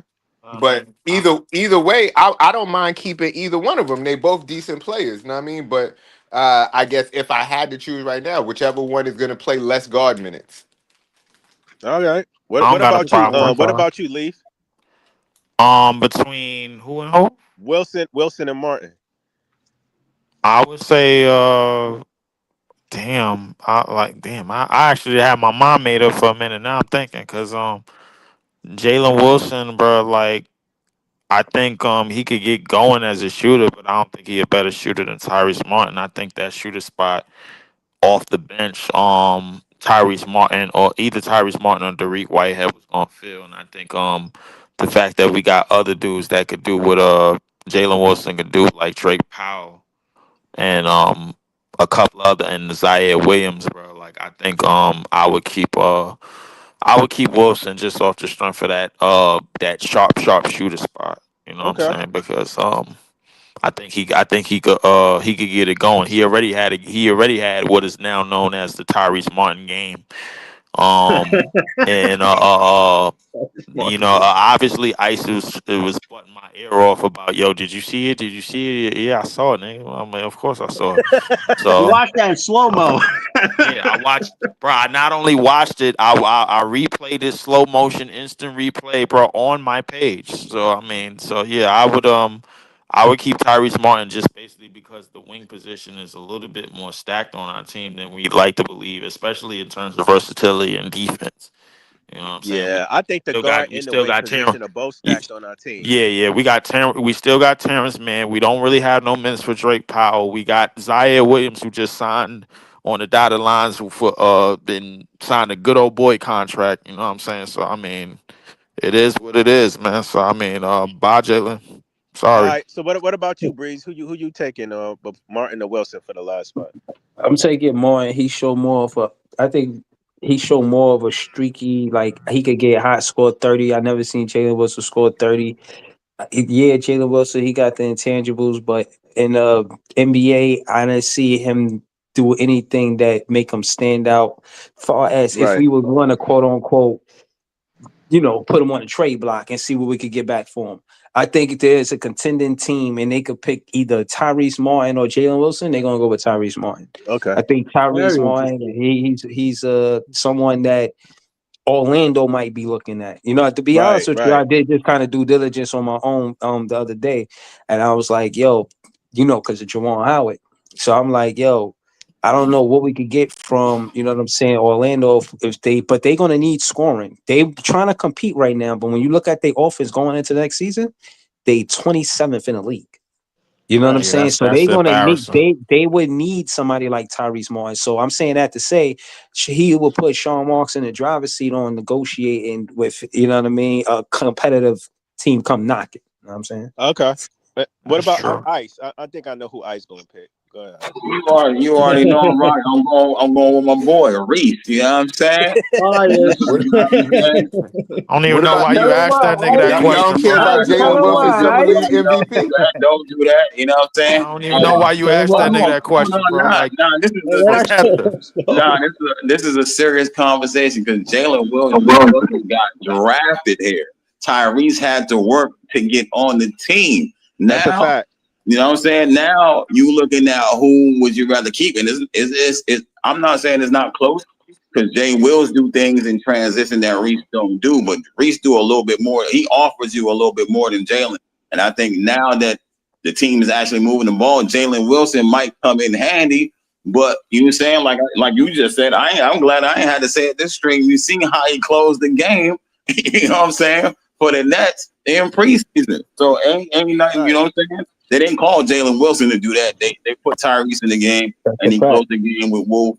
So I think we seen a little bit more from Reese than we did Jalen Wilson. You know what I'm saying? Jalen Wilson is more of a transition rebounding guy, and I want to say spot up 3-point shooter. And Right. I don't think he's as I consistent. think Tyrese shooting and scoring ability basically outweighs his. I will give you that, and I think we're gonna need a lot of that off the bench. Transition threes basically run the NBA.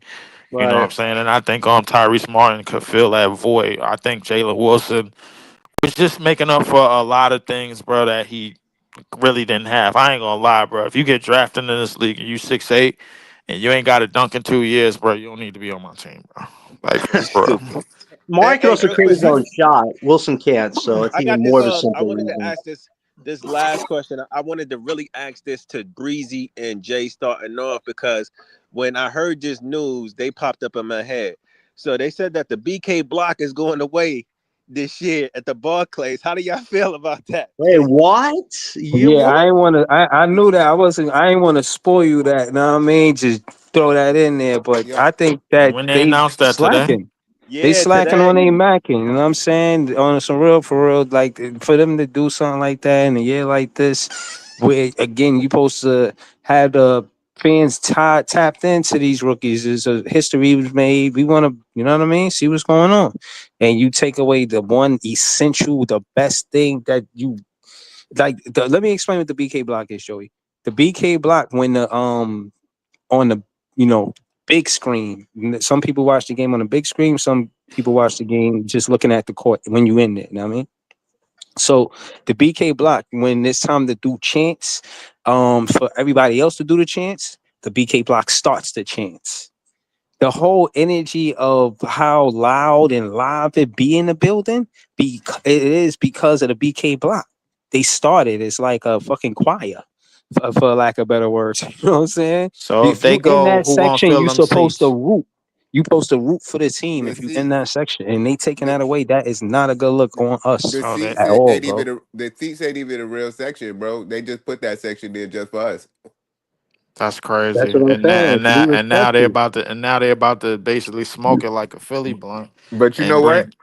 Last year, at the end of the year, they said they was remodeling part of the Barclays and they was putting a new section. I think it's called the Row, but I think that section is going where the BK Block was. That's why. Like they had mentioned it while we was there last year that they was putting a new section. And I was like, yeah, where? And then they had pointed. I was like, huh, wait. It looked like it's kind of over here, kind of. Is it? Yeah, it looked Like, like over where we was sitting that day, bro, in the Memphis game, bro. Like, yeah. And the shit that's crazy is. I figured that, but I wasn't 100% sure because I didn't get like any communications from the block saying it was over, but I didn't get any communications saying about what was going on this year for the preseason or whatever. Remember, I told y'all that. I was like, they ain't hit me for the media day shit. Shit was fishy. Oh, so they're like on a yeah, sabbatical right now. It's not fully done. It's just they're waiting to see where that spot they ain't is. going on a sabbatical. Them niggas is leaving, man. They packing their bags. Hey, the only reason they're doing that is because they have no faith in Sean and Joe. And for Sean and Joe, you got to make this year, as far as who you get next year, count, because a lot of Brooklyn based members, their faith is being tested. Now we have Brooklyn Nets people calling each other out on Twitter saying you're sad, good for nothing. It's like, listen, look at what happened with the last 10 years. No other team in the NBA has gone through what the Nets have gone through, which is where we think we finally hit a cross in the road where we're hitting something. We're actually building something. It's like that all goes to hell. It's like the base just want sustainability. They want a season where even if we're not going to win a title, we're competing for something, and it's like it's hard to Yeah, know you're that's going to true. like the That's last 3 true, years Gun. I hear competing for what you're nothing. saying. I hear You what you're like they saying, wanted something before. but at the same time, I hear what you're saying. But you know what? That sustainability ain't gonna happen overnight, brother. I mean, we Of course. rebuilding, and people don't want to consistently see negative shit 24/7, and the fucking season ain't even start yet.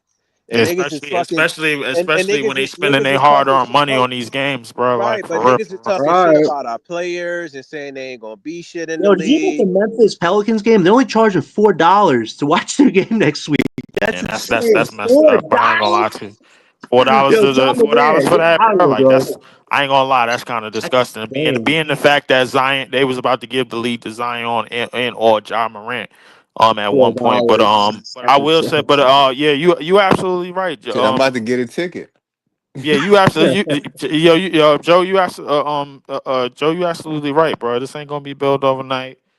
John, you absolutely right, but it's hard on money being spent on these tickets, bro. Like we are tops. We even though we in the shitter, bro, we are a top six grossing franchise in terms of market Right. value. And And you that's know the what I'm saying? screwed up So like I thing. mean, That's the screwed up thing. so what that means is the top of the mountain, top of the ownership is making a lot of bread Regardless. successful or not. So I mean, it is. I mean, it is what it is. I'm not mad at niggas for leaving, but as far as that Twitter shit go, bro, I did see Bree's video. As far as that Twitter shit go, I don't even know what's going on Twitter, bro. I'm on YouTube. Nah, but You it know was. what I'm I saying? think So, it was BK Nets 85. He was saying that the spaces be like a fucking doomsday because there's so much negativity and people just like it's I like don't be a on Twitter Spaces, bro. yeah. I don't be I'm on on that shit YouTube. either. I don't be I on mean, that shit But either. I what's thought the this shit was complaint? weird from Jump Street. The complaint was basically that again, there was no one saying anything specific about one or this or that content creator. And at the end of the day, I think that far as disagreeing, yeah, it's easy to do that when you know what I'm saying. It's one mic, and then you know what I mean. That could be complicated. Imagine you just in the chat, you trying to listen, and you can't even agree or disagree because you don't know who arguing what. You're like, damn, who said that? Especially if it ain't no cameras. You're like, That's damn, I true. don't That's know who true. said that. But You trying to figure out who said what, and that's what I mean. Like giving No, us, I giving. think it was I think it's more is certain fans are rooting against the Nets or certain players on the net so they can feel so they can be so they can Vindicated. feel right in their Yeah. argument. So they can Yes. be like, I told you so.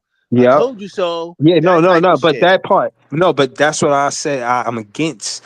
I'm not trying to be bigger than basketball. I'm here because of basketball. I love basketball. So I'm not never trying to make my point and Right. just I know my you not content beef, but gotta it's be niggas bigger out than there back. like that No, though. but It's not. But since I'm saying it do fuck up the game. It's a stain on the jacket of the game. You making the game look bad. You don't have to be right. You could be wrong. Your takes could be right. wrong. It's You know what like I'm niggas saying? would Like rather see it's their okay. team do good and be bad and right than to see their that- team do Mhm. good.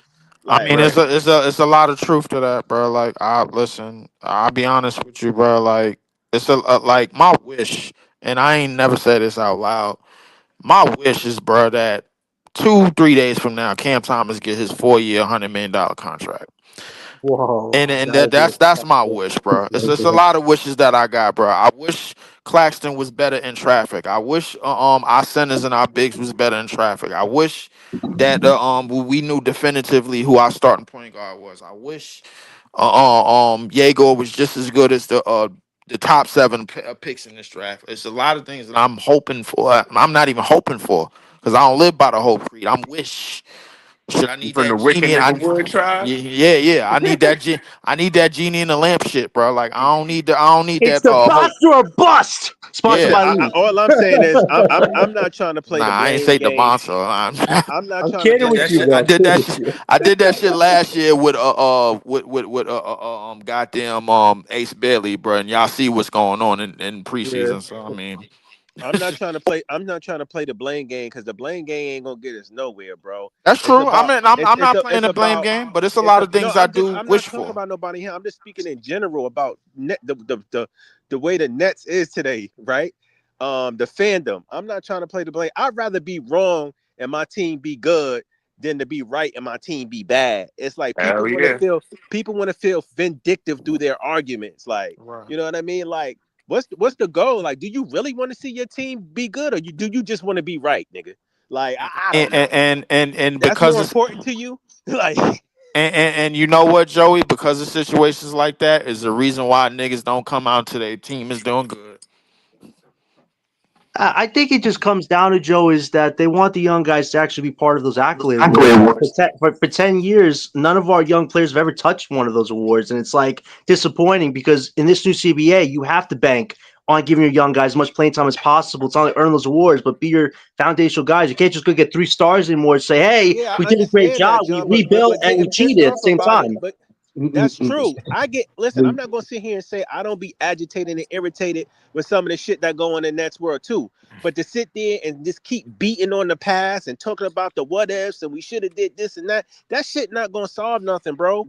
We gotta work with what we got right now, and we just gotta be positive and hope shit starting to shake. It can't get any Yeah. worse. It can only get better. In the words of my Yeah. man Mike Hey, like Geronimo. like you Yo, always say, my Because friend Joey, look, win, lose, or draw, we're here. No matter who we disagree or facts. agree about, we always come back and have these conversations. That's what separates the professional Brooklyn base from some Brooklyn base members that think they're always right, and when they're wrong, they don't want to admit it. At the end of the day, we've all admitted. Like I even give Seraph his credit. I said, "Wow, I didn't think Seraph would do much," but I acknowledged the 11 assists on Breezy's show the other day. Like that's how you know you're a real fan from a guy that's trying to like you said, Joe, just be all negative all the time. Look, Like I hope these guys right. develop, but really, the anger is more at Joe and But Sean Marks. It's not even at each other. It's the nah, fact that those guys have had but 10 years I'm and just haven't saying done most of but that anything. shit ain't gonna but get us not nowhere, bro. It's right, not. but this is why I be saying to Joey and other fans like that be talking like the way Joey talking is I just study the game, bro. When I look at why how did like Byron Scott get the Nets to the championship? I mean, at least you know what I mean. How did he get there? How did they get to the finals? It He was their didn't. It was defense. Jason Kidd. It was trust me. It's not just a player. In my opinion, this is just my. Let me just finish the soliloquy. And again, of course, I'm not taking anything away from what Kid did, but he's a player In contrast to Thibodeau, he wasn't playing just 5 players, 6, 7 players. He was playing 10 players, and these players was playing significant minutes. And when we won the championship, that was consistent with what I read in the book from Teaneck to Brooklyn. Like I'm studying the game and I'm learning this. So I don't be personalizing to how we can win. And I'm saying that to say Jason Kidd was in the backcourt. Anytime we had any success with the Nets, it was because of the backcourt. That's why another reason why I be going, you know what I'm saying? Same what I say about Cam Thomas. Because again, respectfully, y'all might find other players that y'all like more, but in the backcourt, you know what I'm saying? He hold his own when he got a teammate next to him. Any teammate. Right. You feel what I'm saying? So Right. in My the thing is championship, bro. Hold on, let me just say this to Joey real quick. To end the soliloquy, bro. 10 players are being significant in that rotation opposed to 5, 6, or 7. That's more what I'm saying. And going forward with us, you could put Cam Thomas one of those 10. He should be instrumental in the championship roster. But go ahead, Joey. No, I'm just talking about like, and I'm not saying everybody in this world is like this, but it's just a lot of toxic people, man. Like somebody made a post, and it was so true. They was like, it was that one preseason game where all of our rookies played well. Saraf played well. Uh, uh, um, Danny played well. What's the other kid name? Powell played well. You crickets. Nobody was posting about how good they played well. It was very, very minimum. But let them drop the ball or stink it up. It's a million posts about, oh, why did we pick these guys? Oh, they ain't Exactly. this, You know they why ain't that that. is? It's just like I just don't understand it. It's just like niggas I just do. seem to be more I negative do than too. positive. And it's I I do know crazy. too. why. But I gotta in say this one thing, Leaf, before you go, cause I know you talk for a while. Not no disrespect. I just feel like my moms used to always tell me, "You get you gonna get talked about when you don't do when you do the wrong thing, but when you do something right, that's what you're supposed to do. That's what you were true. supposed to I do." don't know, Jay. I just think I it's a just little know bit different I'm when it not comes to saying it's sports, right. though, I'm not bro. saying it's right, Joey. I just know that's how a lot of people think. Like when you do True. what you're supposed to do, niggas ain't saying nothing about it because that's what you were supposed to do. I just think a lot of niggas just need negativity like they need oxygen, and they need that shit. And it's like, You, you, yo, I mean, yes, that's basically Joey, Twitter in a nutshell, bro. Like, you know what, Joey, you know what? In the Oh, let spirit Leaf of go. I cut him off. My bad, Joey. Let Leaf go right quick. it's okay, basically Twitter in a nutshell. The reason why they gonna come, the reason why they gonna aim the gun at these players as soon as they do bad, it's typical reason, bro. Because these not the niggas that they wanted. That's what all it really is. It's not the niggas that they wanted, bro. And the fact that we had 5 first round picks and a lot of Nets fans and a lot of Nets spaces look at this draft board and they don't see maybe but 1 or 2 people that they had on the draft board and none of them which they wanted. I keep people names out of it, bro. But I could say for a fact, 5 of these players, I say at least 4 of them, they didn't want. This is one of the reasons why they don't really want it to work. They waiting for these dudes to turn into some astronomical shit, as opposed to looking at the skill sets and assessing the skill sets and how they fit on the teams and how they fit with the players around them, like I do with Danny Wolf. but not You know what I'm only saying? that, So and not only that, like Jay said, people want instant gratification. And you know what? Guess what? You're not going to get instant gratification during a fucking rebuild. I'm sorry. It's just not going to happen. So get Definitely, over it. Like, it's not definitely. going to happen, bro. It takes time, especially when you building from the bottom with a young team. You feel what I'm saying? So, especially when you're a team that didn't have their draft picks up until last season. Like, what do some of these people be thinking? I don't understand. Like, are y'all really paying attention to the landscape and the cards that the team is dealt? Because I don't get it. Because some of y'all be acting like the Nets just picked in the lottery the last 5 seasons, and they still some shit. Like, I don't know. you know what, Joey? In the spirit of Brooklyn-based unity, why not for the first game next Wednesday? All Brooklyn-based members, let's root for a win. The season, we don't know what's going to be. We know the results kind of going to be, but for the first game of the season, let's all Brooklyn-based members throughout Twitter, throughout every base whatsoever in Brooklyn, let's all root for a W together. Let's all be united for one night instead of being against And each other on again, and how we should again, get to where we like want to get to. Why don't we do and, that and and the words of Claude one night? Smith or whatever his name is, I'm not trying to say put lipstick on a pig. I'm not trying to say you got to be Mister Positivity and you got to agree with everything the team do. But listen, if you can bash your team when they down or when they do something bad, you can big them up when they do something good. And if you can't do that, you a fake ass fan, in my opinion. That's just is what it Wow. is. Marlene's calling out my friend Jay from BK and Podthorn as the biggest contributors to toxicity on Twitter. Wow. Marlene threw some smoke at me too the other day. Marlene, I debate people no matter what. Like, you've never been on a podcast. I've never seen you on anybody's podcast. You talk a lot of crap, but please, my friend Ice will throw the link to you. If you want to come talk to us, come talk to us. Don't just throw names to throw names, because we actually do bring context to our discussions. But you guys go. I address that. Look, Man, what listen, Marlene do to you? Nah, man, Yo, she listen. called me out Marlene, last stream. No, she called me out last stream saying I'm like I glaze all these players and whatnot, and I'm like, what are you I'm talking saying about? she obviously just listens to the podcast. Equal opportunity. Cooker, Nah, bro. Like that's what I'm feeling. John, I don't got no problem with what you said, bro. Like, and I don't even know the No. situation, yo, I'm but I just appreciate was, it, Lee. saying Yo, appreciate it, Lee. Appreciate it. but I'm I just will, but just I being will fair. say, but I will say this, bro. Like, if she's an astute listener, you can't be mad at her for that. but I will say this, bro. As a person that's in a better, moving in a better spot in my life, man. I'm be honest with you, Then she bro. just threw a shot at John. The only thing that's And Wait, gonna she bring missed comment Joey. now? Joey, and she missed Joey. So The she could only try the Comment only again, but now? thing she the missed only you. thing that's gonna bring me some type of soothingness, bro, like is just calling the games, just to call the games. I'll be honest with you, bro. Like if y'all don't see me on these podcasts, basically doing the reviews or whatever, I ain't gonna lie, bro. Like it's time, bro. I done reached that point in my life to where, bro, like this black and white hat is always gonna be worn, but I gotta wear this. I gotta take it with a grain of salt. There's other people around me that's gonna feel crazy and gonna go crazy about certain shit that's going on. It's a little Just faded, but he still got it on. yeah. No, it's not faded at all. It's actually brand. It's actually brand new.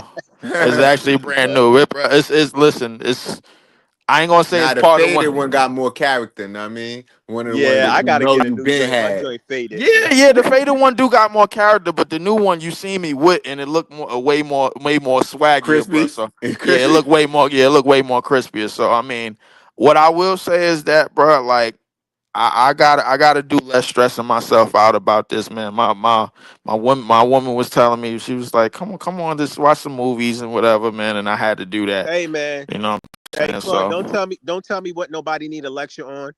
If you don't like what I say and you don't agree with it, then move on. You don't tell me what to say up here. How Nah, about Claude that? Smith Close too your is ears. welcome. Claude's always welcome to come debate us. I've wanted to debate this guy for years. Like, Claude, you want to come talk? Come talk basketball. It's like, people who just say stuff to say stuff on comment section, All he come do is talk debate shit. us. Oh no, all he Like, it's do not is hard talk to shit in find the com- us. all he do is talk shit in the comments and then tell people to stop cursing. That's Yo, all he do. seriously, And talk seriously. And about I the Knicks. Listen, Claude is an elderly man, man. He just wants some family Man, friendly I don't PBS care. content. Listen, you gotta yo, understand. family Let me friendly. shut up. he Let me shut he up. want That's he just wants some family friendly PBS content so he could watch in his rocking chair, Nah, man. he Leave sound like Claude one of alone. those he sound like one of those old people that's stuck in their way. You know how those so you meet those Yeah, he old want the people. young people off his lawn. Yeah, he just mean to them and he feel like they gotta take it. Well, guess what? I ain't one of them young people. I respect my elders. I respect my elders, but if you get out of pocket, I'll bite your head off. Pause. oh, Joey, damn, Joey. Oh man, like yeah, nah. So I seen Breezy talk about the other night. My internet was messing up. You know what I'm saying? As far as Nets Twitter being toxic and negative. You know what I'm saying? I didn't catch the whole conversation because I was still live on TikTok. But I seen it because I thought about doing a live about that. But really, is there a lot of negativity on Twitter for the Nets area, a section of Twitter that is that bad? Because I'm on Twitter a lot. You know what I'm saying? I'm on TikTok a lot. I know some folks see the I wouldn't even call it negative. They don't like what the Nets is doing do things in a certain way. Like we know they ain't draft the right. I wouldn't say they ain't draft the right people. They ain't draft the people that we wanted, right? But you can always see what they trying to do and make a positive out of it. You know what I'm saying? So is it Nets Twitter bad or are they just pointing out the stuff that they don't like? You know what I mean? Bro, it's a difference between saying, yo, I don't like this, I don't like that, I don't like this, bro. But if you on Nets Twitter and you call yourself a fan of the team and you don't like nothing, bro, you telling me you don't like nothing the team did. I don't know, bro. I gotta question your fandom, bro, because it just sounds like you just want to be mad just to be fucking mad. That's just my opinion. It's no way. Even with us tanking right now, we could find some positives on this young team. We found positives. We like, yo, we like Danny Wolf. Yo, Serapis look like he's doing all right. Like, yo, Powell can be good for us if he can stay healthy. I mean, but if you're just consistently negative 99% of the time, bro, you need to reevaluate yourself, bro. That's just my opinion. Right. Like wouldn't it be petty if I made a vlog saying you could pay Alan Crabb, but you can't pay Cam Thomas? That'd be petty. Why would I just push content like that when it could be all negative? You feel what I mean? Right. Not gonna do that. Exactly. I don't know. But whatever, man. Listen, I know it's hard times in Nets world right now. Listen, man, things are not looking up. Like I said, we starting from the bottom, but you know what? It is what it is, man. It's beauty in the struggle, man. That's the way I look at it. I'm gonna be focusing Facts, it on, Right. builds character. yeah. So, Yeah, dude. Net fan character, you know what I'm saying? right. I mean, like what no, I got seriously, a like dope hold on. ass Averex that got a bunch of little scratches and marks on it. But it's all the Yeah. shit that happened over the years that builds Okay. character and make the jacket look cooler. Right. Right. You know what I mean? And on that note, right, Jay? It's like if it was the other way around and fans had attributes the same way in like 2K, you know what I'm saying? Like I know I probably had like 100% optimism, you know what I'm saying? Yo, Breeze, let me Oh, ask you like this question. When is the yeah. Barclays more rocking? When we in there up by 25 or when it's a tight game at the end of the game and we hit that game winning shot? Like, That's a good. It's too like it's two different I energies. think That's the more game when for it takes the cake, man. The game winner that's ain't what nothing I'm like a saying. game It's winner. like more yeah. energy when you gotta fight. When you know you up, niggas is leaving Hmm. earlier to beat the traffic. Niggas That's not true. staying That's Yeah. for the true. blowout. But when it's a Yeah. tough game and you gotta fight and you gotta look at your teammates and say what we about to That's do, Jay, because that's because your adrenaline been pumping the whole yeah, game. Yeah, yeah. Yeah. yeah. But that's what I'm saying. I think the story of the Brooklyn is the underdogs, and our team kind of represent that. So I want to be here. I don't want to miss this part of it. I want to be part of this. I want to be able to say, "Yo, I remember when we weren't a good team and we was building a team." And but I do want to be alive while we win a championship, whenever that is. And maybe that's to Joey's point. That's maybe that little glimmer of hope is what I hold on to be optimistic. You feel what I'm saying? But it's enough for me as a Yeah, fan. It's man. enough for me, man. I So just I'm don't. I good, just man. think it. I don't know. I just don't like that, bro. Because I think that kind of like waters down our fan base. You got fans who only want to come out and want to be like Homer Simpson ducking into the bushes when things are bad for the Nets, and Right. then when we up, they hopping back Mhm. out the bushes. Oh yeah, I was a Knicks fan, but now I'm rooting for y'all again. Like, yo. Then you got guys that's always negative. Like, nah, fans don't rock like that. You rock with your team through thick and through thin. Regardless, Mhm. yeah, it's gonna be some things you don't like, but you still rock with your team. There's something called integrity. I don't Right. respect Exactly. nobody like that. That's Right, just yeah, me right. If personally. we was on the team for real, Joey, I'm not respecting the niggas that's not wearing the varsity just because we losing. Know what I mean? Yeah, We exactly. on the team, Like what could respect. Right. but that's a You character trying to flaw, is it hide not? your shit now because we losing, but then if Hmm. we was winning, you have your shit on every day. That's a Come on, Yeah. bro. character flaw, man. You save those character flaws for Nick and Laker fans and Hmm. guys like that's that fan base. That's what they get the bandwagons and the guys jumping on the bandwagon, from team to team. That's what they do. As a Nets fan, you supposed to be. It's not. It's the few the proud, like the Marines, man. We got to If stick Right. together, if you man. can't sit through the loss, You you know what I don't mean? deserve to win. Yeah, Joey. Yeah, that's true though. Yo, Joe, you've Yeah. been cooking tonight, man. You've been No, Yeah, man, no, because you've no, been we good, Joe. got, Joe, man. but Yeah. real talk, we gotta set a Joey better Lowe's is culture. hilarious, No, bro. no, real talk, fellas, we gotta set a better culture in Nets fandom, bro. The culture That is Mm. nasty. At the Yeah, Like, end no, of the but day, I if you hold on. wanted to, No, I'm so just saying. I like see in notes like in times like this. That's why I'm glad y'all say, "Oh yeah, he big optimism." Even y'all say I'm delusional, but at the end of the day, I'm trying to be optimistic to say I'm bold enough as a fan to say I disagree with the front office. I don't think they should do this, and at least y'all get a soliloquy that I'm not getting from big media and just saying it in my own words. You feel what I'm saying? And I'm saying that to say they gonna always count us out in big media. Never count yourself out as a fan. And to Jay's point, Yeah, you could be in there and be up or down 25, regardless. But to the point when those games is close and we win those games, fans want to win that. Being there, And the this energy another. in the Can I building. call out another thing? I'm on the Come road. Can on, I call out man. another thing, Breeze? So This hold another on. thing. I Okay, got go ahead. before you say that, Joey, because I wanna say something to what you said. Where and then you can go right after. I'm gonna Okay. ask the question and then go after. Where does that start from changing the culture of that negative talk from Nets? And then, go ahead and ask the question. I, Listening to us.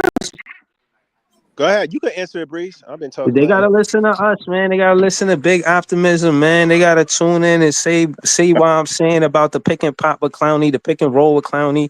See what I'm saying about, you know what I'm saying, Drake Power and his POA defense. All right, his POA. All right, so go ahead, go ask him out. This is what I wanted Yeah. to say. This is another thing that grinds my gears, bro. I from Brooklyn. I was born and raised in Brooklyn, right? But I live in Mhm. Virginia right now because of family and my job. But every time I go home, I got family. And if the Nets are playing, I'm in the Barclays, bro. I'm in the Barclays. You got these fans that live in Brooklyn crying about the crowd. Oh, the crowd is not loud enough. Oh, we don't got enough fans in the building. But your bitch ass won't go to the game and support them. Facts. Facts. Facts. Mm. Yo, I think we should have If a y'all whole don't show like it, like that. hold on, Jay, Yo, because I'm yo, tired of Breeze, I'm you need tired to of have these a So show excuses, like bro. this If with y'all some don't like errands it, of grievances. if y'all Yeah, don't like it, we're like Festivus. Yeah, like let everybody come and say what they got a problem with about the Nets fan, about the if y'all fan don't base. fucking like it, this my thing, Festivus for right? the rest of us. This my thing. All y'all complaining about the crowd noise and the other fans and it not being enough fans. If you don't like it, do something about it. Go buy those cheap tickets and Mm, go support the team and the rookies this year. mm, But no, y'all rather go on mm, fucking Twitter and cry about it. Fucking punks. mm, Man, I'm off mm. this, man. Yeah, These niggas be You know getting on my why? No, nerve, but hold bro. on. But Pete, that's why I like going to the games, and I'm not gonna hold you, bro. I'm shaking hands with the creme de la creme Nets fans when I'm with Jay. I met Don. I met Frankie Ice. Jay is introduced. You can't do that from the television. I'm gonna just keep it real with you. You can't do that from Twitter. And you meet these people, these real people, and they really want to talk basketball with you, bro. If y'all want to, you know what I'm saying, call yourself fans. Try to be optimistic. You know what I mean? Everybody, oh Lord, I'm being real. I'm being real Bro, too. and I I get it. understand. I I get see it. what you see, but I'm Bro, not going to say it the same way. And it's not that it's just not true or what I'm saying. I'm just saying I see how things could get better. You know, that's all I'll it's be just the saying. fandom, bro. It's like dudes sit there and complain about it not being enough fans, but they walk by the Barclays every day. And you know what? They could go buy those $200 Jordans, but they can't spend $40 to go see their team play every once in a while. Man, I told people last year I was challenging all of the tankers. Anybody who's the tanker, come sit through the game with me and watch them niggas be ass. And nobody wanted to come except for Leaf. And I think Dylan pulled up too. But that's it. And I respect that. Because if you saying you want to see the team lose and all that, but still come contribute your money. Niggas Let me complain about the culture, but don't want to change it, bro. Right. But my thing is niggas want the team to be ass. Niggas want everything to happen, but they won't pull up and contribute their money to that. They won't pull up and contribute their time to that. They not even watching the games. They just looking at the highlights after the game just to complain and say, yeah, let's fast forward the next season. But what about now? Now, but those the bougie dollars. Those the you can't get my money until we start winning dollars. And my thing, Exactly. Like who are like you? realistic, Like you gotta yeah. prove something to them first.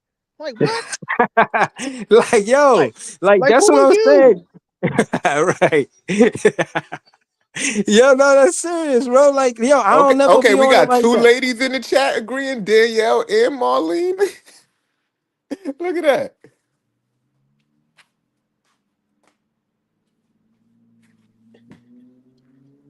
And I get it, y'all. Listen, like I said, I don't know everybody money situation. I get it. Money is tight. This economy is crazy. But bro, the tickets in the Barclays should be very, very cheap this year. If you're telling me you're a Nets fan and you ain't go to a couple of games this season, that's crazy to me.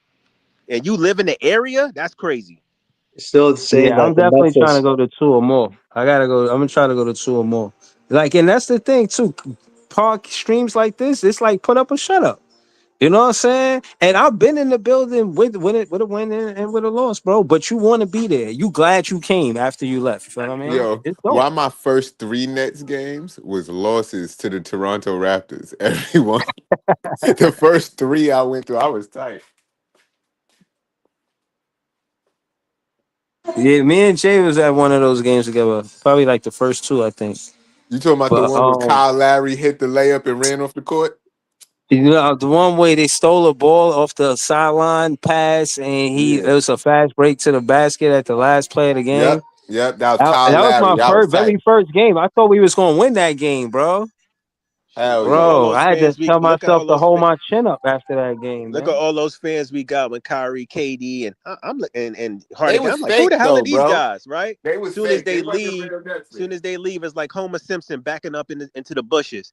Then they see the Nets do something a little good. They peep their head out. Oh, okay.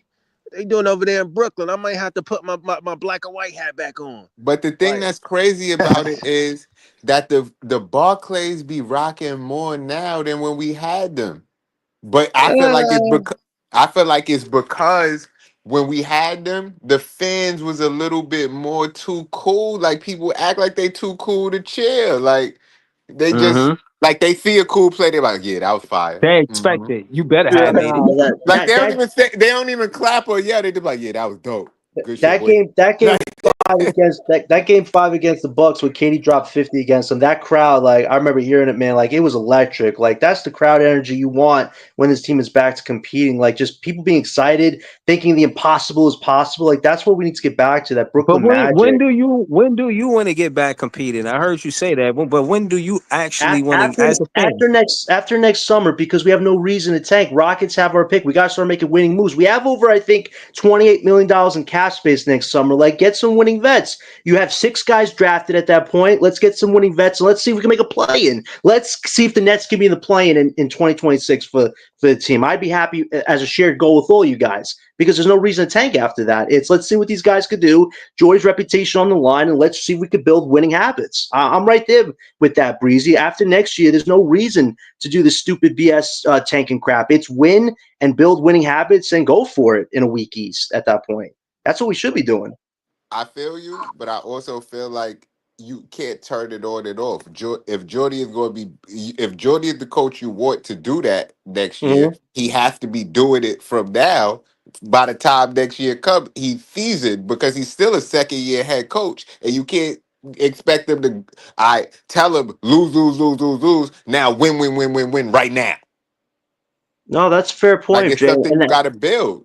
And that's why trusting these 5 guys to play as many minutes as possible would be great for their first year. Because not usually the rookies don't get as much playing time in their first year. But for this team, how special it is being so young, let them play all the minutes they want this year. So second year, when you do get some winning vets on this team and who you draft 2026, those guys will be more experienced and more confident in their abilities. Like there's a way to play this right. We all want to get the same results. How we get there? Trust your young guys. Let them play those fourth quarter high pressure moments. If they win those games, huge for their development. If they lose those games, they're getting better at least. Like Jordy just has to put them in the fire, like Joey says, and let's see the results play as they are, whether they win or lose. Like that's the best way to go about this first year because the second year, they'll be more confident in their games and you'll see them make those changes with their game as far as evolution goes. And after who we drafted next year, then the Nets can really start going from there. But I agree with you, though. It's going to take a little bit of a process, but Jordy wants to win. It's just trust your young guys to do that winning. And I think it'll work itself out. I really do. That's fair. I mean, it is what it is. But like I said, I don't want them to overlook Cam Thomas' talent for anybody. You know what I mean? So, and again, Jared Allen, this is the same tenor. Sean Marks was the same tenor. You know what I mean? So it's like he's not, changing hands. It's the same guy. You know what I'm saying? And for the most part, I think the podcast give the fans a voice. You know what I mean? So I like all of the differences of opinion. And yeah, I just think we should acknowledge the things that we want to change, but still try to see the good. You know what I'm I saying? will say things have gotten And better. root for I don't that mean to part. cut you off, Breeze, but I will say things have Yeah, gotten no, better because, boy, I tell you, in 2012 when they first came to Brooklyn, it was bad, bad. But as far as just support for the team, now we got fans that's actually proud to say, like, or willing to say I'm a Brooklyn Nets fan. You know what I mean? Like we filling the stadium up. Like, you know what I mean? You see people walking around Brooklyn with a Brooklyn Nets apparel on. So there is some traction being made. We get it. The Nets are the Knicks are the more popular team in town. But to say that you don't see the Nets making some traction in the borough, in the New York City metropolitan area, you'll be lying to yourself, because they are. Yeah, listen, they got. I want to see us in the Eastern Conference beat the Knicks and then win the championship. That's the type of time I'm on. You I know what think my they. dream? Can I tell you my dream scenario of a Nets championship? So I want to Yeah. beat the Philadelphia 76ers, right? This is what I want to What do. round? I want to beat the What, first Philadelphia round? 76ers in the first round. I want to beat the Boston Celtics Celtics. Gotta in the be the next Celtics. round, right? And then I want to Yeah. beat the Knicks in the Eastern Conference Oh, fucking finals to go Joey. to Yeah. the chip Yeah. and Yeah, then win Yeah. that shit. That would that be would be Nah. I undisputed. never, glorious. hold on. I never went. Yeah, I agree with him about the 76ers because they cleaned us up in the first round before. And the whole thing with the Knicks and the rivalry, that's like the cherry on top. You know what I'm saying? So, yeah, hell yeah. But who They would Yo, you were, want to play in the Western to clean Conference, though? Who would you want to play in the Western Conference? the Western Conference. I don't even give a shit. Long Nah, as we clean, you gotta long as care we because the winning, Nets long ran as we into winning. LA not Oh, the caring. Lakers, the Lakers, the Lakers. the Okay, yeah, that Lakers. rematch. That Yeah, rematch. yeah, the Mm-hmm. Lakers. That would be a glorious run, bro. Epic.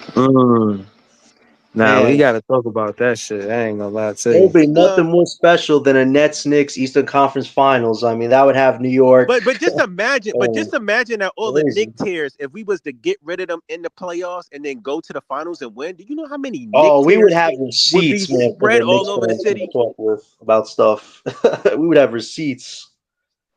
Oh, Those, Yo, Joey, I'm not gonna lie. I'm gonna start a stream with you about that shit, bro. That shit sound oh, like you got is Breeze this inspired, some like shit Joey. that we? I ain't saying right this minute, but nah, that shit. I want to talk about that shit because yeah, that shit sound like some real. What's the word, man? I can't think of the word, but if we did that That's an all NBA right next all our fantasy, wrong. bro. Yeah, like that'll right all of the wrongs. Seriously, like So Bro, is who could that say anything to us after if we made a run like that? Who could say something to us after that? Nobody. That would be nobody? epic. Is that Breeze? Is that the topic for tonight? I'm getting ready to close out. It's about to be 2 hours. So let you know what I'm saying. Let the fans know if that's the topic for the night. yeah, You know what I mean? no. Oh yeah, I'm planning to pull up, but I gotta do something first. But so I'm gonna try to pull up like 10. You know what I'm saying? All right, I'm gonna be live on TikTok probably around that time. You know, preseason games on. Y'all know where to find me at. I'm Uh, live can on I just say TikTok. something real quick? Well, Go ahead, because I Joey. know this your pod, and I wasn't trying to be on no disrespect as far as I would get physical with Claude, because I would never get physical. When I said bite your head off, that's just a figure of speech. Like I would tell you about yourself. So Right. anybody in there was like I was attacking him or attacking the fans in the comments, or I was just saying that's just a pretty much a figure of speech saying I would tell you about yourself when you say bite somebody head off, bro. I would never con, con, hit nobody or do any violence towards anybody, especially a fan, especially an older fan. So I Right. just want to clear that up. No, Joey, we know that. And I call out Marlene Mhm. saying, if you ever want to debate me about the context, not just call my name and say, like, just bring context to what we're talking about. Like, at the end of the day, that's who Joey is as a person. He cares about the context of what we're talking about. And I appreciate you, Joey, for wanting to ask us a lot of questions tonight, because we talked a lot about the draft, and you had some good questions. You asked me, Breeze, Jay, and Ice, man. I think that was just great on your part. Listen, at the end of the day, Brooklyn base members go through it. It's a roller coaster ride, but it matters what we do after the day moving forward. And if we come back and have good discussions, that's how you know who the real Brooklyn base members are from the ones that just don't give a damn. And Joey definitely does care. So I give you that, man. Good show, Ice. Good show. All right, so y'all know what it is. Iceman and Eskimo, the tip off of Brooklyn Nets podcast. Big fan Breezy blog. Tonight, he said around like 10, he got something to do later. Joey, notorious on Twitter. John, everything Brooklyn Nets. John on Twitter. Leaf is not up here, but Leaf, y'all know where to find Leaf at. You know what I mean? And this is JTV. Follow him on Instagram. You know what I mean? Jay, you still there? I need the Yeah, commercial, yeah, bro. yeah. I'm here. Do the commercial for me.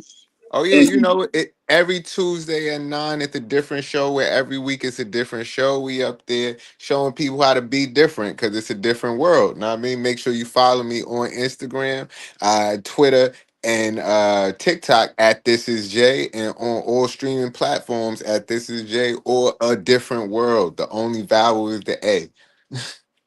Fact. All right. Y'all know my motto. Y'all don't have to like, y'all don't have to subscribe. I don't know anything you heard. And we out. Peace. Yeah, peace.